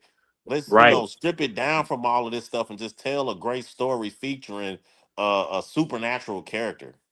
Well, listen, Facts. I don't know. I don't know if you agree with this, but I thought the Wolfman that came out January, I thought the Wolfman had potential. I think Mhm. if they would have did better with the design, because like the whole thing of him being like sick, you know what I'm saying, like I sickly. almost That's how he forgot got. that came out this year. Damn. Yeah, but I thought it had a very it had a lot of potential in its premise, but just the The, execution of it and the wolf design was all fucked up. I didn't It's catch so that one. it's to me it's the definition of a waste of potential. The design was not good. The At execution all. was horrible. I'm just Yeah. like, how do you have to be striking. That's why the classic Universal monster films are still beloved to this day because they Hmm. understood the assignment. Even though they were working with less, they knew what it took. When you see something, we need to make sure that you remember this when you leave the theater, that it was Right. eerie and striking and stays with you. A lot of the newer stuff doesn't really have that. Like, even if you have fun, you tend to forget about it. You be like, damn, did that shit come out last month or was it last year? I'm like, Hmm. that's a problem. Yeah, and you can't say that for some of the movies on this list, man. Especially, well, I haven't seen Dead Talent Society, but I seen Bring Her Back, and I'll never forget that. I'll never forget Ugly Stepsister. I'll never forget the Ugly Yeah, Ugly Stepsister. Stepsister has like great. What I loved about the Ugly Stepsister is Oh, like it has great body horror, oh but my like god! it's just like how they visualize like her, like what she sees visually, like this Right, whimsical right. fairy tale kind of like delusion that she like wants to be with the prince and stuff like that, and she'll do whatever it Yeah, takes to make herself look pretty and stuff. It was fucking crazy that though. shit was buck wild, man. Especially like with the close ups and shit on the like that. That I had to turn away a couple of times, man. And to make me do that, that says a lot. When I have to turn my head for a second. Yeah, Man, Dead Talent Society was really good too. That's still on Netflix and whatnot. I watched that earlier this year. I have to put that on It's my. kind of like a horror comedy type of joint. what about Where what about Together? I thought that was pretty cool. Yeah, Together was really Together was good. I, cool. I really, I That was really cool. enjoyed that. I really enjoyed that one. That That's was cool. crazy. I wanted to go back to It Ends though. This one was really interesting. Where it's like, well, actually, I don't want to say nothing about it because I feel like the less you know, the better going into it. Mhm. Because once you know the premise, it's kind of like I think it might kind of ruin it a little bit. Okay, well, I'm at least tell me surprised. this: is it zombies, vampires, mystery? Like No, what? no, no. It's psychological. I would say it's a psychological horror. All right, Purp, Um, I'm for surprised sure. Elixir didn't make your list for top horror. The Who? Elixir. Oh yeah, yeah, yeah, yeah. It was just Yeah. so many, bro. Like there was so many. Like Marshmallow was really dope. I like that. Um, what was another John? The Surrender. That was another good one. I like the Woman in the Yard. I don't care how many people hate that movie. Man, fuck that movie, You know what I'm dog. saying? That was Blumhouse's best movie this year. Like Get the that was fuck out of Blumhouse. here. That was best. That's their best movie. What was their better movie? You're not gonna see Black Phone 2. Fuck no. Nah. I can't say that one. I mean, that's not saying a lot, but man, that movie was so bad. I That's couldn't their remember. strongest. That's their strongest movie since like Get Out. Like legitly. Man, I couldn't remember the name of the title of my review. That's how bad it was. I kept saying that the woman on the bench, the bitch in That the was woman in the a dress. bit. I said, what the? I couldn't remember the name of the movie, dog. That's how bad it was. Yeah. Well, I mean, Nah. if you ask one of my friends, she'll tell you the scariest movie she saw was Five Nights at Freddy's 2. Like I don't know why she All said right. that. But Did you I choke guess her? She not qualified. facts. I Yeah. don't know. She thought like those animatronics were scary. I'm like, that shit is not scary. That's like some Chuck E. Nah. Cheese shit. That's not I'd rather terrifying. watch what's the Nick Cage joint, the Willy's Wonderland, whatever. Oh yeah. That one's kind of Oh. cool. Yeah, I would definitely rather Yeah, watch that was that one. better. Yeah, Mm. definitely, 100%. And then you also a lot of people forget. Well, I don't know how people would forget about this, but like Chainsaw Man is horror. You know what I'm Is saying? it? It's literally dealing with devils and shit like that, and Mm. That's a it's really ratchet. dark.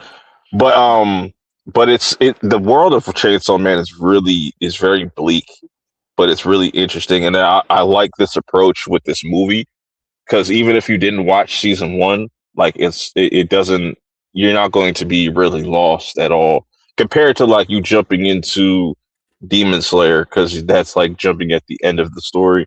This is just kind of the next arc, you know, before season two and stuff. So, you know, but when you get to like when you see like everything in season one, you realize how dark and fucked up this world is. Like how I think you y'all been know, hyping Chainsaw Man though, bro. Like not that not at movie was all, dope, but it was not at all. I'm definitely not. dope, bro. But y'all, it seemed You got to see like it in y'all, theaters, though. You had to see it in theaters. That's yeah, it's way but you different. had specialty, bro. It was like this shit.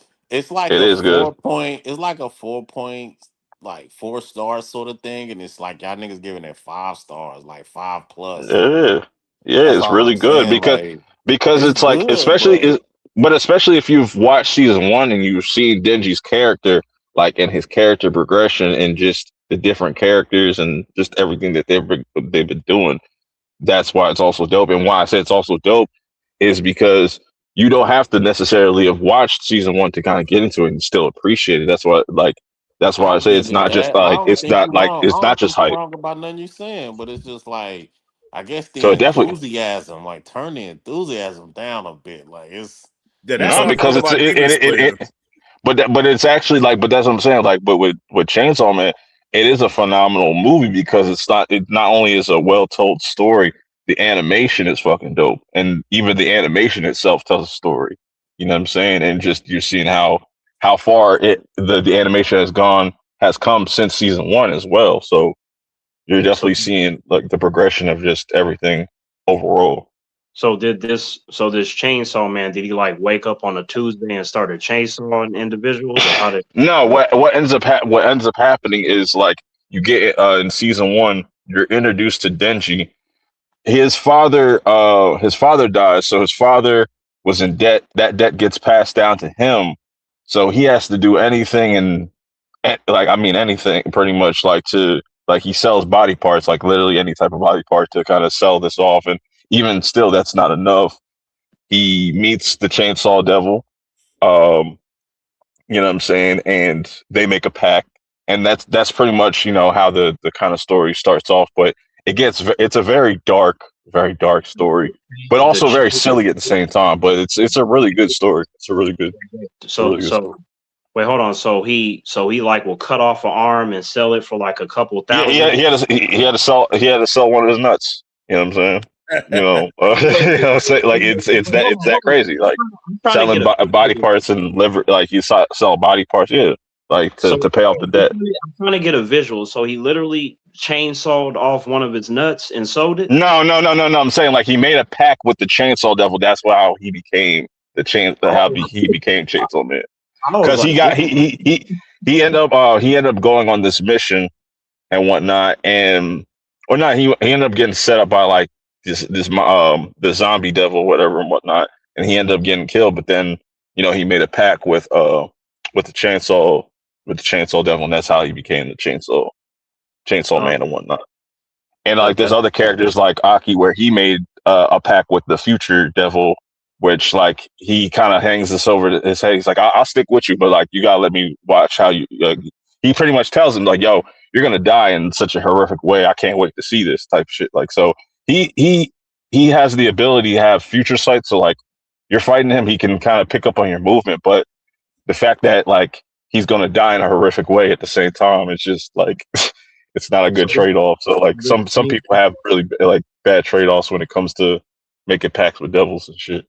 so this chainsaw god, does it like when you see it at first, does it look like a regular chainsaw, and then if the right person comes in the room, then it transforms, or what? No, because like when you first see him, he's just like he looks like a stuffed animal type of character with like a fucking chainsaw sticking out of his neck. It kind of looks like, almost like a dog almost, but you know what I'm saying. But like I said, he how he merges like he merges with Denji's heart and stuff and whatnot. So you don't ever see that character again really, but because he's a part of Denji now. But everybody kind of has like different packs and stuff with devils and stuff. But like the main villain is the gun devil because you know what I'm saying, and that's how it ties in with the whole Reze thing because Reze works for the gun devil and stuff and whatnot. So I guess, I mean, I wouldn't normally make no pacts with no devils or nothing, but I guess it just depends on what they're offering. If it sounds enticing, I might think about it. It just depends. yeah, Reminds me of an old Rudy Ray Moore movie called P.D. Wheatstraw, The Devil's Son-in-Law, if you ever heard of that. P.D. Wheatstraw, the devil's son-in-law. Yeah. He made a pact with the devil because he got killed by some gangsters, and the devil makes a deal with him that he'll give him unlimited powers with a pimp cane, and the only thing he has to do in return is marry his daughter. Yeah. Wow. And the movie actually ends with him trying to trick the devil, but the devil gets the last laugh because guess what? He does actually marry the daughter, and she's like pure nightmare fuel when you watch it. It's crazy. Why does that sound like it's worth it? It's like, wait, so if I just clap some cheeks, I'm gonna get unlimited power? Like that's all I gotta do? No, but Terrence, it's the ugliest motherfucker you can ever. Okay, he's having a conversation with the devil in hell, and he says, "Well, let me see a picture of her. Let me see what she looks like." And he shows him the picture. He says, like Rudy Ray Moore, "Oh hell no, kill me now, no sir." And the devil says, "Yes, she's quite unfortunate." That's hilarious because you know what? Like I don't know. I guess unlimited power. I mean, I guess we're gonna have to bite the bullet. I guess Well, I guess I'll just imagine the cheeks or Jessica Alba or something. I'll try to get. Good luck with that. All right, well, so the winner of best horror movie this year is going to Bring Her Back. It's definitely my favorite. This is my favorite horror movie of the year. Over Weapons. Sally Hawkins absolutely crushed her This nigga performance. worse than the Academy, boy. Lord. Not at all. Not at all. Not at all. Because even if you see Bring Her Back, because that's the type of horror I fuck with, man. I fuck with it. It's traumatic. It actually has a really dark story, a dark ending. You know what I'm saying? I'm a fan of horror movies with dark endings. You know what I'm saying? That's why I like movies like The Mist. Yeah. Well, I tell you what, Bring Her Back did have probably the most disturbing scene in a horror movie that I've seen this year, but Over Weapons? Yes, absolutely. You know what? We gotta do an honorable mention for Good Boy, man. That dog was amazing. Yeah, for sure. Good boy definitely gets an honorable mention for sure. Needs to be at the Oscars because he acts better than some humans that I've seen in movies. Yeah, like I told you, Like I was so invested in it, I started barking during the movie with the dog. Like that's how I knew it was on point. Nigga, I know you ain't barking no damn movie. I'm telling you, like I'm telling you, it was a whole experience. Sometimes in life, the characters just pull you in so much that you're with them, and it's like you feel what they feel. Like when he was scared, I was scared for him and for the owner, you know. So that happens sometimes. So what was it? Was it like a little dog bark or was it like a DMX bark? It depends. Like you know, like how when the dog's scared, they make the little crying noises and shit. But then like like the scene where you see the shadow going over the owner, I was like I just like it sound like a dog right there. Lord, that person. Yeah, but yeah, my favorite horror movie this year was easily Bring Her Back, man. Sally Hawkins absolutely crushed that shit. Like, she was dope. Easily absolutely my favorite performance, like in a horror movie. Now, do you think she would get an Oscar? Because like usually actors and actresses in horror movies don't get Oscar nominations. Do you think she would? No, absolutely not. Absolutely not. That's terrible. That's terrible. They're gonna overlook that. Too much competition this year. Too much competition this year. Whatever the female like did better than her, you think? I can't think of none. As far as like movies overall, like a female performance overall, only thing I can think of is the chick that played in Hamnet. I thought she did really good. Yeah, Jessie Buckley. Yeah, she's gonna win that shit. Like if she don't even get nominated, that's gonna be crazy. Like I highly doubt that shit. But for sure. Like one of the best performances was when Haley Steinfeld put that spit in Michael B. Jordan's mouth. I feel like that was nasty. I ain't like this. Nah, fuck that. Was nasty, man. Unsanitary, especially for back then.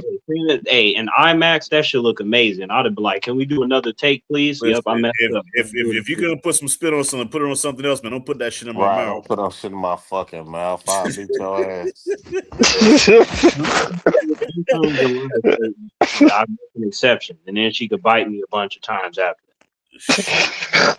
Anyways, all right. So we got the best movie of 2025 nominees: Neja 2, Chainsaw Man, Hamnet, No Other Choice, Marty Supreme, Begonia, Frankenstein, Train Dreams, One Battle After Another, Sinners.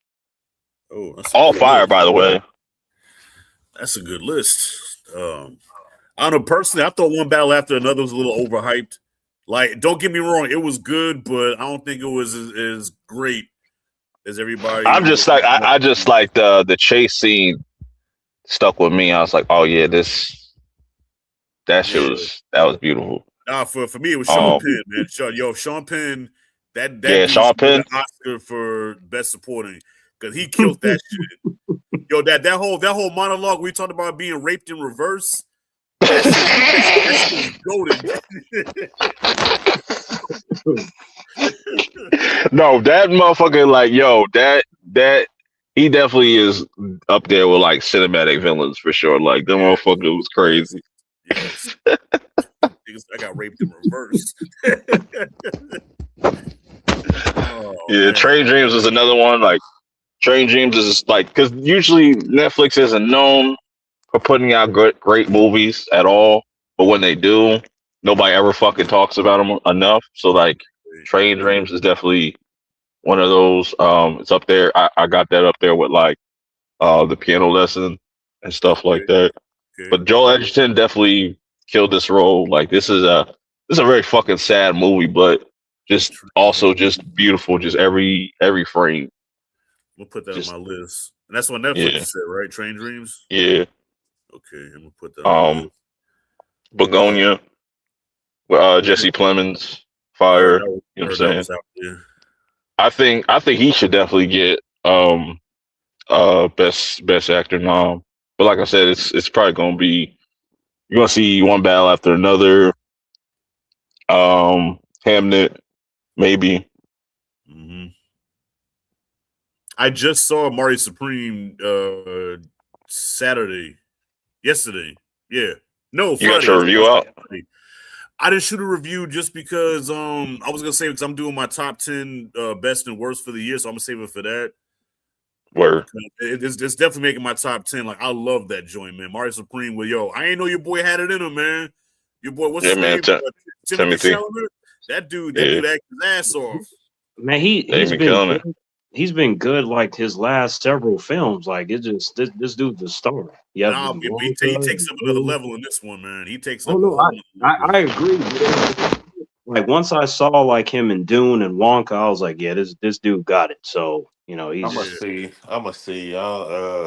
Purp ass always hyping Timothy up, so I'm gonna He's watch been this killing Mario it, bro. Supreme Like part two on I can't, digital. you know what I'm saying? Like he hasn't missed. Like Yeah, Marty Supreme is one of those where you don't know if it's just the movie that's great or his performance that's great, but you just walk out saying, "Damn, I just watched something like special." You know what I'm saying? But he it's was both. really that good in the movie. somebody said it perfectly. Like, oh, I ain't chasing my dreams hard enough. Like, Yeah.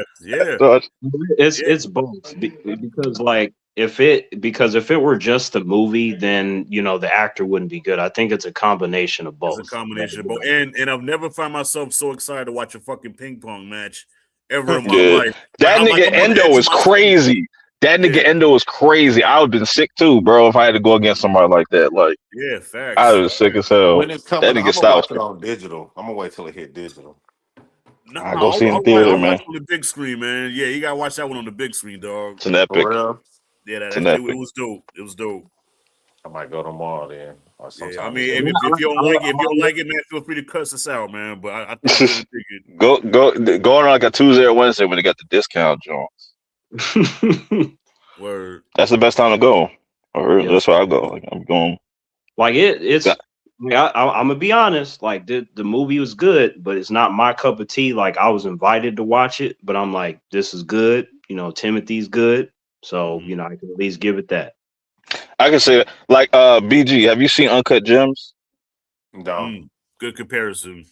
Because if you've seen that, like, that's why I liked it. Because I was like, yo, like that, like it definitely is a combination of that, It's a good comparison. with some sports shit though. okay. The Adam Sandler joint, yeah. So check it out. Yeah. I'm gonna check it out. I like the stuff y'all saying about it. Purp be hyping up Timothy so much. I'm like, oh my god, another Timothy hype joint. Yeah, I tell you what, man. But before I saw this movie, I was like, I just knew him as saying Jesus. Like I never knew his name. Jesus. You know what I'm saying? I never knew his names, but then after I watched this, I said, okay, I'm Mr. Timothy from now on. I see. Oh yeah, he's Mr. Timothy now. I and, liked him in Wonka. I gave him his credit after watching Wonka. I'm like, okay, I also was cool. and I also respect him with the marketing with Marty Supreme, like doing something that other studios have not done at all this year is just like going to where the people are at, as far as like, yo, doing the pop-up merch, even hopping on somebody doing rap videos or something, like just anywhere you could promote Marty Supreme, that's where he was at. Like, you know what I'm saying? Right. Just marking that shit everywhere. And it worked too. Yeah. Yeah, so he ain't So. just saying Jesus anymore. Yeah. No. He's always gonna be saying Jesus because that Dune Part 2 was just too amazing. Like to me, And then part 3 is coming out next year, so he's gonna have another one. But like, Yep, so yep. he's not slowing down anytime soon. so that to me, that's the way I like him the best out of the stuff I've seen from him is Dune Part 2. That's always gonna be for me. Mm-hmm. Nice. With that being said, the winner of best movie This is of tough. 2025 goes to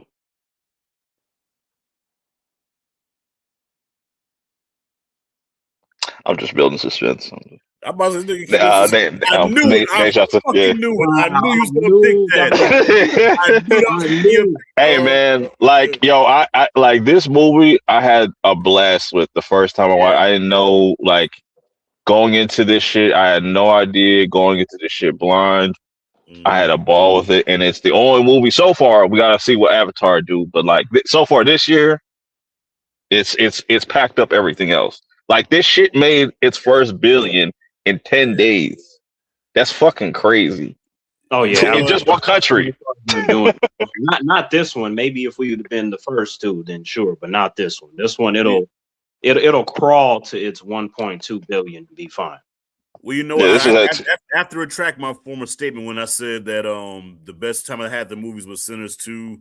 Nah, yeah, I gotta give that one a Naser too, man. That me and my son saw that in IMAX 3D, and that's the and because best time. I laughed my That's ass the best off. time. I got emotional. Yeah, You know yeah. what I'm saying? I was on the edge of my seat. Like it just gave me everything. You know what I'm I saying? had a different experience. Now I didn't watch it in theaters. However, I thought the first act was good.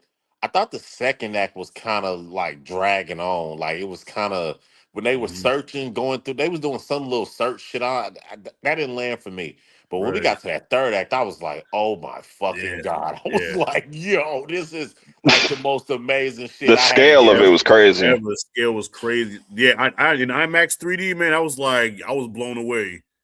See, I Yeah, said, I like man, haven't, watching I that haven't, motherfucker build a tree out of all his soldiers, like that shit was Yeah, fucking crazy. I was like, I that ain't was never seen no shit crazy. yeah. like that. That was I so crazy. I just haven't, the animation. That's probably like the best 3D animation I probably Hmm. ever seen. Hmm. Like yeah, easily. I haven't seen one or two. I gotta still watch them. Oh Yeah, man, Terrence, like you should, yeah, I wish you could have saw that IMAX 3D, bro. That was the best way to watch it. Yeah, the I, I, IMAX, yeah, I that shit believe was. you. Yeah. I believe you. That's what everyone's saying because, Hmm. mind you, like, it's just so many movies that I watch and like, wait, why haven't you seen this? I'm like, I'm gonna get to it. Yep, it's a lot of shit. Like, sometimes in life. Can you for 2026? Can you make a letterbox so that people can know what you watching? You know what I'm saying? You wasting your time. Man. I done told this brother how many times. He's like, yeah, well, sometimes in life, I'm a yeah. Wait, There's wait, sometimes. Because I know for a fact if Terrence made a letterbox, he'll have 10 different lists right off rip. Like you know what I'm saying? I told Terrence so many times about Letterboxd. He keeps giving me sometimes in life. Sometimes that's what you should call it. Like sometimes in life, these are the movies I watch. Like, Yeah. Sometimes in life. I'm like this nigga. Yeah, sometimes in life, hey, you know what? In 2026, the possibilities are endless. Um, Fuck out of now here. depending on what happens in the next couple days, I might have to speak to a therapist, especially if they kill 11. Like I ain't, I might. man. Look, 11 ain't die. Well, yeah, she's gonna die. She's gonna die. No, she not because if I see that, No, but I'm it's gonna be a poetic, self-sacrificing death that saves everybody. She's gonna die in Mike's arms, and he's gonna be crying over her. And and then then once she and dies, then Mike then gonna get powers, and Mike no, gonna bring her no, back to no. life, That's and they no, gonna yeah, run no. up the motherfucking hill. And then Will is gonna embrace Mike. Not on no, but just You gonna Will, brace Will, my Will, Will gonna pause, grab his okay. ass. pause. Look here. Look, if Will they gonna grab that that's not ass. gonna happen. See, that might happen for you guys. But if they cue in the music and I see somebody crying, I'm just gonna skip the scenes or something. Like I'm not playing that game. Man, No, I I'm gonna mean, say this. but Terrence, it has that it's been they've been foreshadowing that shit the whole part two about how as long as she's alive, the world is in danger because she has your boy's blood in her. Nah, like that. That's Callie. That's Callie doing some manipulation shit. no, see, I don't eight. trust No, I Callie. have a problem with eight because she's supposed to be family. So I'm like, yep, we gotta die together. And then Hopper's like, nah, I don't trust eight. I'm with Hopper. I'm like, no, if she so much as blinks the wrong way, you snap her neck and throw her into the portal. We're not playing that game. That ain't right. You supposed to be like, hey, 11, we can beat them together. You talking about after we beat them, you and me, we gotta die, Yeah, right? It's like, what the hell? Like, why? no, I'm that. telling you, eight gonna try to kill L gonna kill her, and she gonna sacrifice herself for the good of the world. Nah, And nah. it's just gonna be a heroic death. No. It ain't gonna be nothing heroic about no deaths because I'm gonna stop it. Like I'm not gonna have that visual. I'm a in my mind. It's gonna be 11, everybody's man. family. No, no, I'm no. telling Listen, you know what they're gonna do, right? He's gonna do the Vegeta sacrifice, John. He's gonna hold Mike. He's gonna hold Mike like he's Trunks. like he Radix or like something. like he's They Trunks. no, they not. If they do that, I swear to God, with me and the friends, they ain't gonna stop. I'll stop it for them. I'll be like, nope, that we ain't gonna end it like that. I can picture what you said too, Perp. She gonna be holding my Mike on his knees. Yep, yep, yep. together, like so. I don't So they know. ain't gonna Bring it up get a me little bit. I was because very I ain't gonna disappointed cry with because I ain't gonna watch it. If they, season like I 5 so said, I'm far. skipping. So I don't anticipate. I'm prepared to be disappointed, quite frankly. Like, but to your point, I think they will do something pretty awesome to finish it. Mhm. It sounds like it has the potential to be awesome, but I think just overall, I've been disappointed so far with the 7 episodes leading into the finale. See, Well, like oh, for, here it for come. me, Here it for come. me, for me, it's like I like that. So like number one, volume one just seemed to be like the old like shock and awe, and then volume two just seemed like when you prepare the skillet with the butter and the grease before you start cooking. And I'm like, yep, that's how they doing this a setup. Because when they get to the final episode, they're gonna be doing some stuff. And like I said, if I start to think for a second that they about to start killing all these characters, I'm gonna cut it off because I want to have happy memories. But I All think, but right, I think, per Terrence, I think it's inevitable, man. That's why these last 3 episodes, there's pretty much everybody saying goodbye to each other because there's this finale. There's gonna be some bodies. There's gonna be that some nigga more people. Dustin was crying. I don't know if y'all saw the trailer. Shit, that nigga was crying. So I was like, yeah, Okay, Steve, let's Steve, ask. probably, I'm gonna Steve, ask Steve y'all probably this. got packed up. I'm gonna ask And you I this know question. It was hold on. It was 16 people in the room when Will came out, including Will. 16 Yeah. people in the room, including Will. How Mhm. right. many of those 16 you think die? At Probably least six three or or five. four. Yeah, I'm about to say it. Between I got three that might die. You know, I got like 11 and Will, and then I can see Hopper like going for real. You know what I mean? To like save 11 because he said he can't lose her, so I can see him going out for real. Like those are my three. I had to die, but see, even though I said that, like I said, if it looks like that might happen, I'm gonna have to turn it off. I, Like I can be I scarred. think it's good. I think the core four are fine, but I think Jonathan definitely can go yeah. because he just broke up with Nancy. You know what I'm saying? So he could definitely go. Why Jonathan gotta go? Like, man, nah, leave Jonathan alone. Like, why Because he that gotta that He go? that, should that have was that was been the whole but dead. Terrence, that was the whole point of that scene, that long drawn out 30-hour scene of them Breaking professing their up. love for each other in the middle of the That fucking was a great duel. scene. Yeah, It well, was because right, because like that. he's got to Yo, die. He's got to yo, die. hey, like I said, that acting, like, and then like how I mentioned earlier to Perp and Rashad, right? So, like, my friend, like he was crying and shit for the Will scene. It's like that shit hit people a certain way. It's like, sure, we want to see more spectacle and stuff, but I'm like, the reason why that works for certain individuals is because we love these characters. And I personally don't want to see any of them die. I don't even want to see Murray die. I don't want to see nobody die. You don't want to see him die, but Terrence, it's You want inevitable. you want to see dipshit Derek? I Yo, mean, Derek is No, no, no, hilarious. no, I mean, no, That no. I nigga's love Hold Derek. on. I love It's Derek. ain't nobody delightful. died yet. You been getting what you want. Cause the Hold shit on, 5 seasons, ain't delight. nobody dead. No, but see, but they hype. So these scenes where it's getting deep and emotional, I'm like, that's a tactic. They doing this, and then they gonna fuck us up and scar us mentally. I can already see it, and it's like, and also it's delightful Derek. So delightful Derek. I don't want nothing to happen to him either because I actually like him quite a bit. So Well, kid, delightful Derek. Nah, cause he sold Holly out. Remember, he didn't have Holly He did back. kind of switch up. But I yeah, think he He he's did. kept gonna on switch back Holly. up. I think he gonna switch back up. But that shit was funny when he called Henry fucking Mr. Rogers and shit. Or Yeah, he's like where did you put your the map or whatever the fuck? He's like, where'd you get the map from? And he's like, your mom and shit. Like that shit was funny as hell. But see, like when he bent his head and was like, "Yo, I will kill that bitch for your mother, yours, and all that stuff," I was like, Bitch of a sister. He's like, right? I'll kill both your parents and tell your me, bitches. hey, yo, Tell- tell me I'm not the only one that thought this shit, right? So the whole Will scene, right? When that happened, did anybody else expect somebody to turn and be like, "Nigga, we already knew"? What the fuck? okay, so You know, said I, that the world's about to end, and you sit us down to tell us this shit, nigga. We already knew this shit. Let's so go. I feel like okay, but okay, even if They didn't know. when I mentioned my friend, like how it was hard for him to come out and stuff, like Yeah, some of us in the group, with my friends, some of us knew, but it's like we still needed confirmation. Like he had to vocalize that because we could have been wrong. That does happen when you have suspicions and But then the but there's person's like, nah, like, there's a scene where Mike tells Will, he was like, I know you don't like girls. yeah. Like He's, from he's like, season he's like, two he's or like, it's not my something. fault. You don't like girls. Right. right, So when they Mike when they Ben were knew and Jonathan knew. right when they were younger, but it's like the ability to come out and confirm it. It's like because to me, I felt like that should have happened. So I was actually waiting for that to happen at some point. I'm like, yep, because Will is an awkward character, and my friend's kind of awkward, like Will too. Like I wasn't there when he came out to his family before they kicked him out on the streets for that kind of reveal, but I would imagine it's something like that. Like, you know, a lot of the stuttering and you're not sure how they're going to respond because that's a big deal. So, like, I do appreciate how it feels realistic to what a person would actually do, especially if they believe that they're going to be abandoned. Like Vecna was a master with that shit. He was like, "Yep, your friends are going to leave you." Like Vecna knew what time it was. Like because if somebody is dangerous, the best thing to do is cripple them psychologically. You know, you I you agree. beat them before they even step on the field.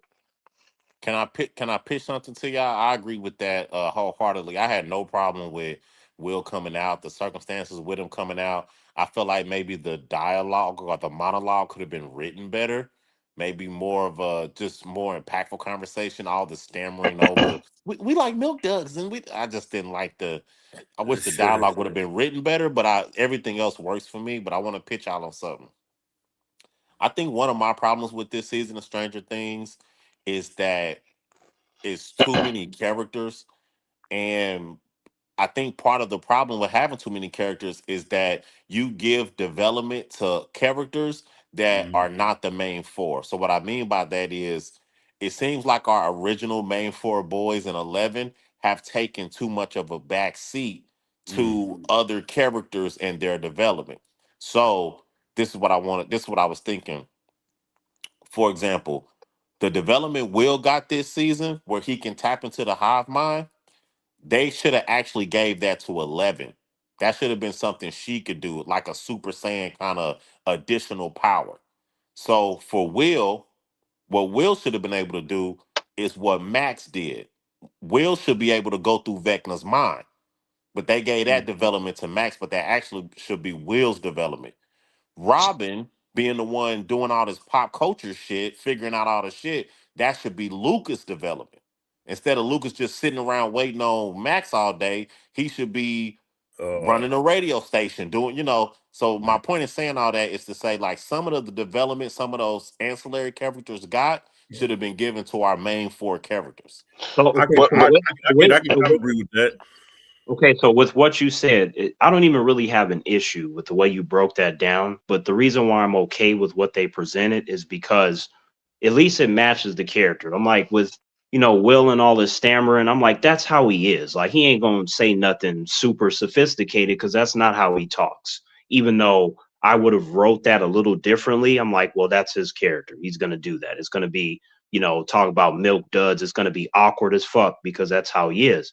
And then in terms of 11, I'm like, she's going to do something crazy in the finale because this is the same person that fucking bodied Vecna when she was a little ass girl.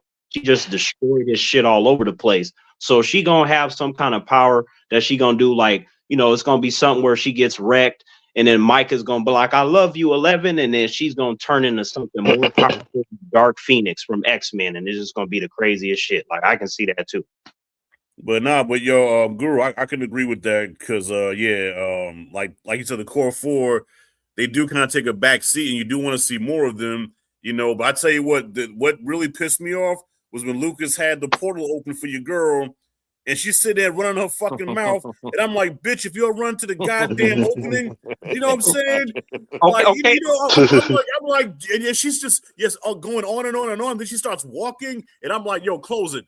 Yeah, Because if you were close. closing, I would have laughed. I would have laughed my ass off. You know what? Hey, Rashad, look, I'm not What? even gonna hold you on that, but at the same time though, like Yeah, I you go. do I do love how she was trying to, build up Holly. You know what I mean? Build Like up that to me shit. I'm trying to get up Long out of time there. though. Long time. And sometimes in life you gotta help somebody out. You can't just be Oh, leaving them in sometimes that shit. crazy life. I've been stuck in this motherfucker for I don't know how long. I finally got a chance to get out, and I'm hyped. Girl, you better find you your wanted her way. to just put you wanted just to push Holly down just to start I running. mean, and, Hey, and hey, because hey, because you know get what? out of there. Because that scene don't really add up to nothing because Holly get thrown right back into the Get damn right back to the damn mix. No, but the yes, like point she was didn't that go nowhere. no, but the point was because she was downing herself because she blamed herself for her mom getting everything. fucked up and shit. Yeah. Everything, that whole like I'm not a warrior because I just stood there, and I would have said the same thing. You couldn't do anything against those opponents, you would have died. So like I agree with what Max was telling. Also, that whole like when she was telling like, hey, you did this when I gave up and stuff. I was like, all of that is facts. So I'm like, again, like even in real life, most So we humans got a don't do what direction they're problem. Not supposed to to cut you do. out, Terrence, but we got a direction problem then because they could have had that conversation well before Afterwards or portals before. were Yeah. portals was opened up. So when they was walking in the desert or whatever, and they was trying to find something, and they had to turn back around and go back or whatever, they should have filmed them having that conversation then Okay, about Then, their yeah. worries and I okay. mean, concerns. If they would have Lucas did and it, them almost lost their lives. Lucas and almost lost their lives Jurassic Park style, nigga.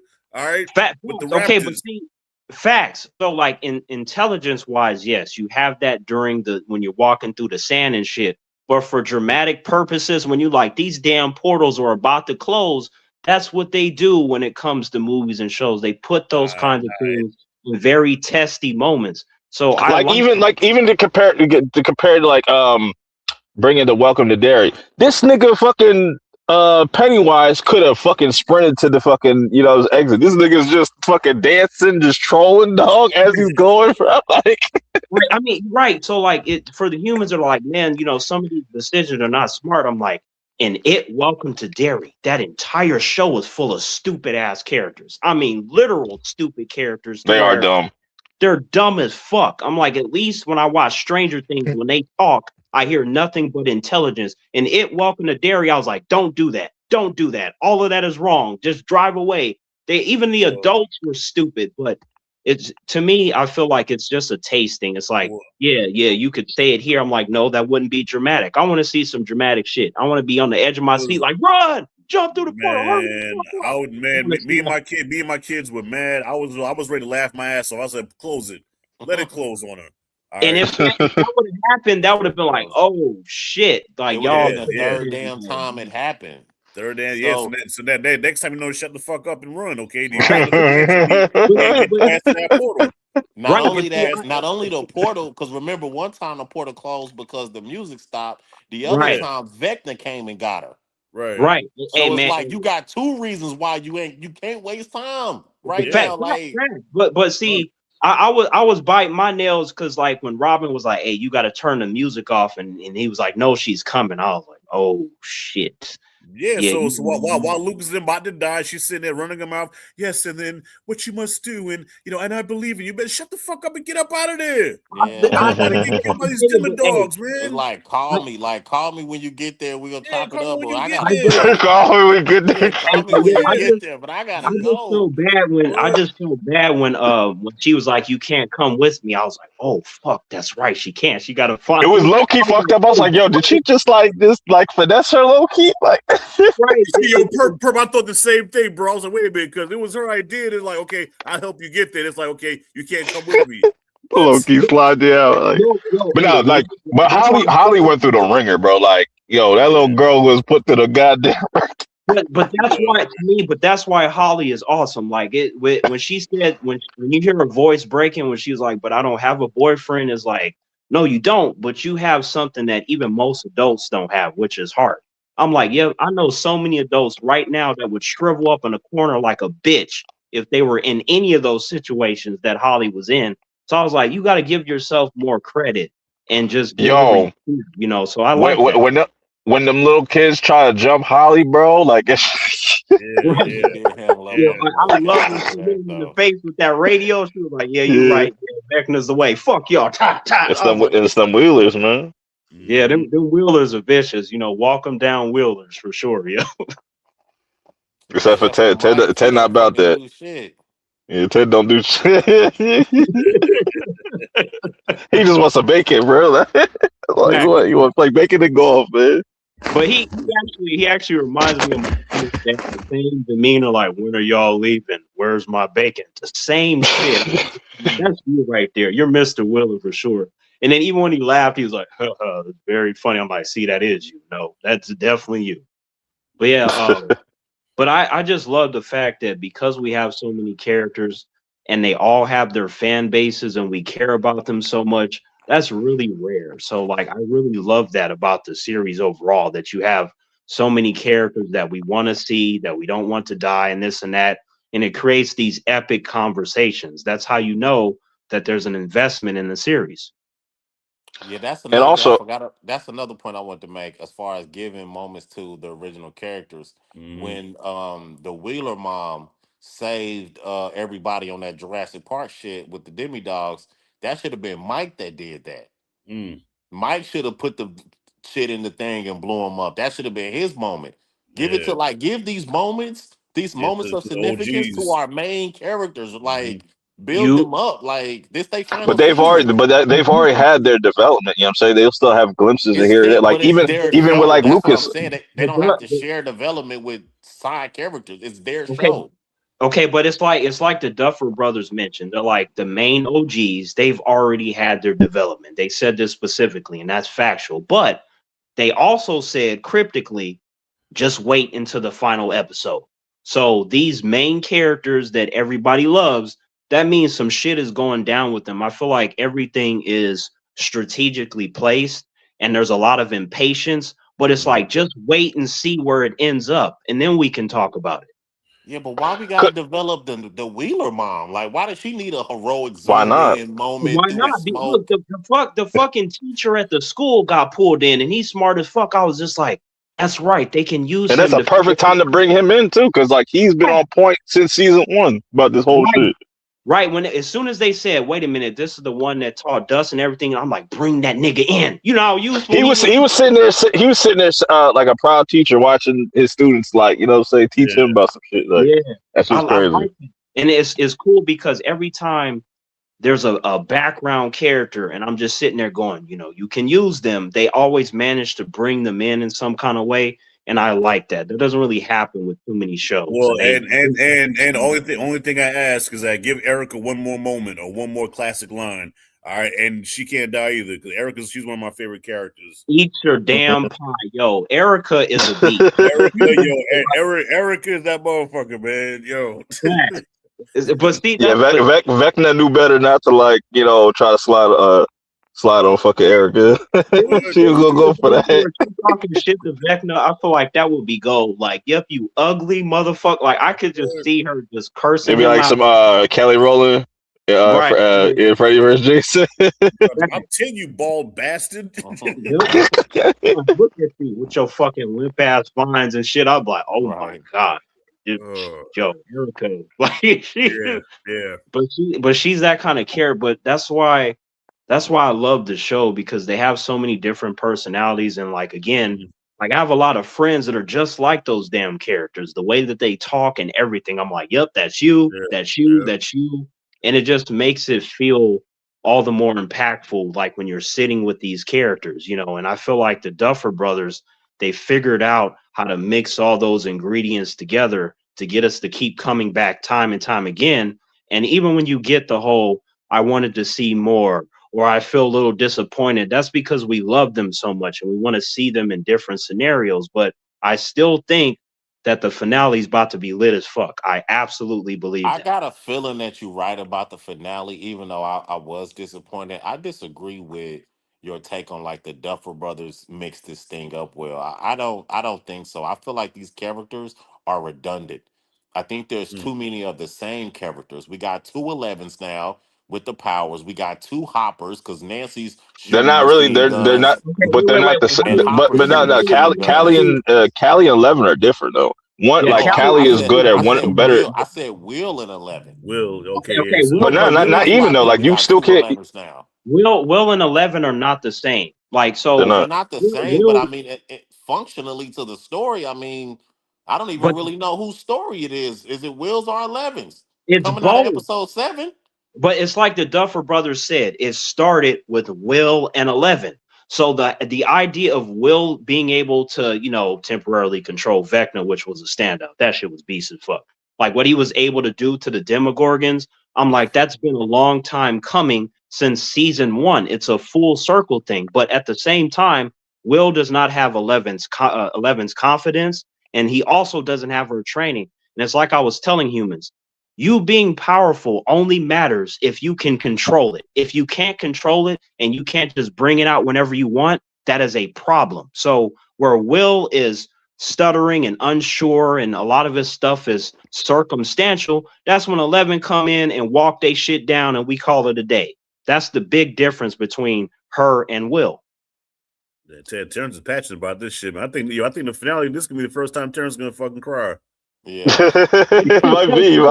But no, this is kind of crazy because, like, after New Year's, that's the end of an era, bro. Like, that's pretty crazy, and like, it's gonna be. It's always interesting when a show ends, and it's just like, yo, like, what's going to fill that void, or is there going to be another kind of Stranger Things kind of phenomena? Obviously, there will be, but like, how long will it be? Will it be next year, the year after that, or you know what I'm saying? Like, it's And interesting. also, like, so there was two moments too. My mom, like, I had put it on for her when I was doing Hey, the dish. hey, real quick, I got an emergency, man. I got to sign out, man. I got to be out. All right, bro. All All right. right, man. All right. Yeah. Appreciate it. But yeah, so there were two moments, guys. Like, I had put it on for my mom, right? I was doing chores and dishes and shit. And I come back in, she was crying at the moments that I thought she would. Like, one was with the Jonathan and Nancy scene, right? And then Give me the one. other Hold on, 1 second, Terrence. I'm gonna close this out. I appreciate everybody that pulled up. Let me know your thoughts on the winners, and like I said, let me know what were some of your favorite songs, albums, anime moments, TV seasons, TV like new TV shows, horror movies in general. What was your favorite movie of the year? Till next time, I'm out.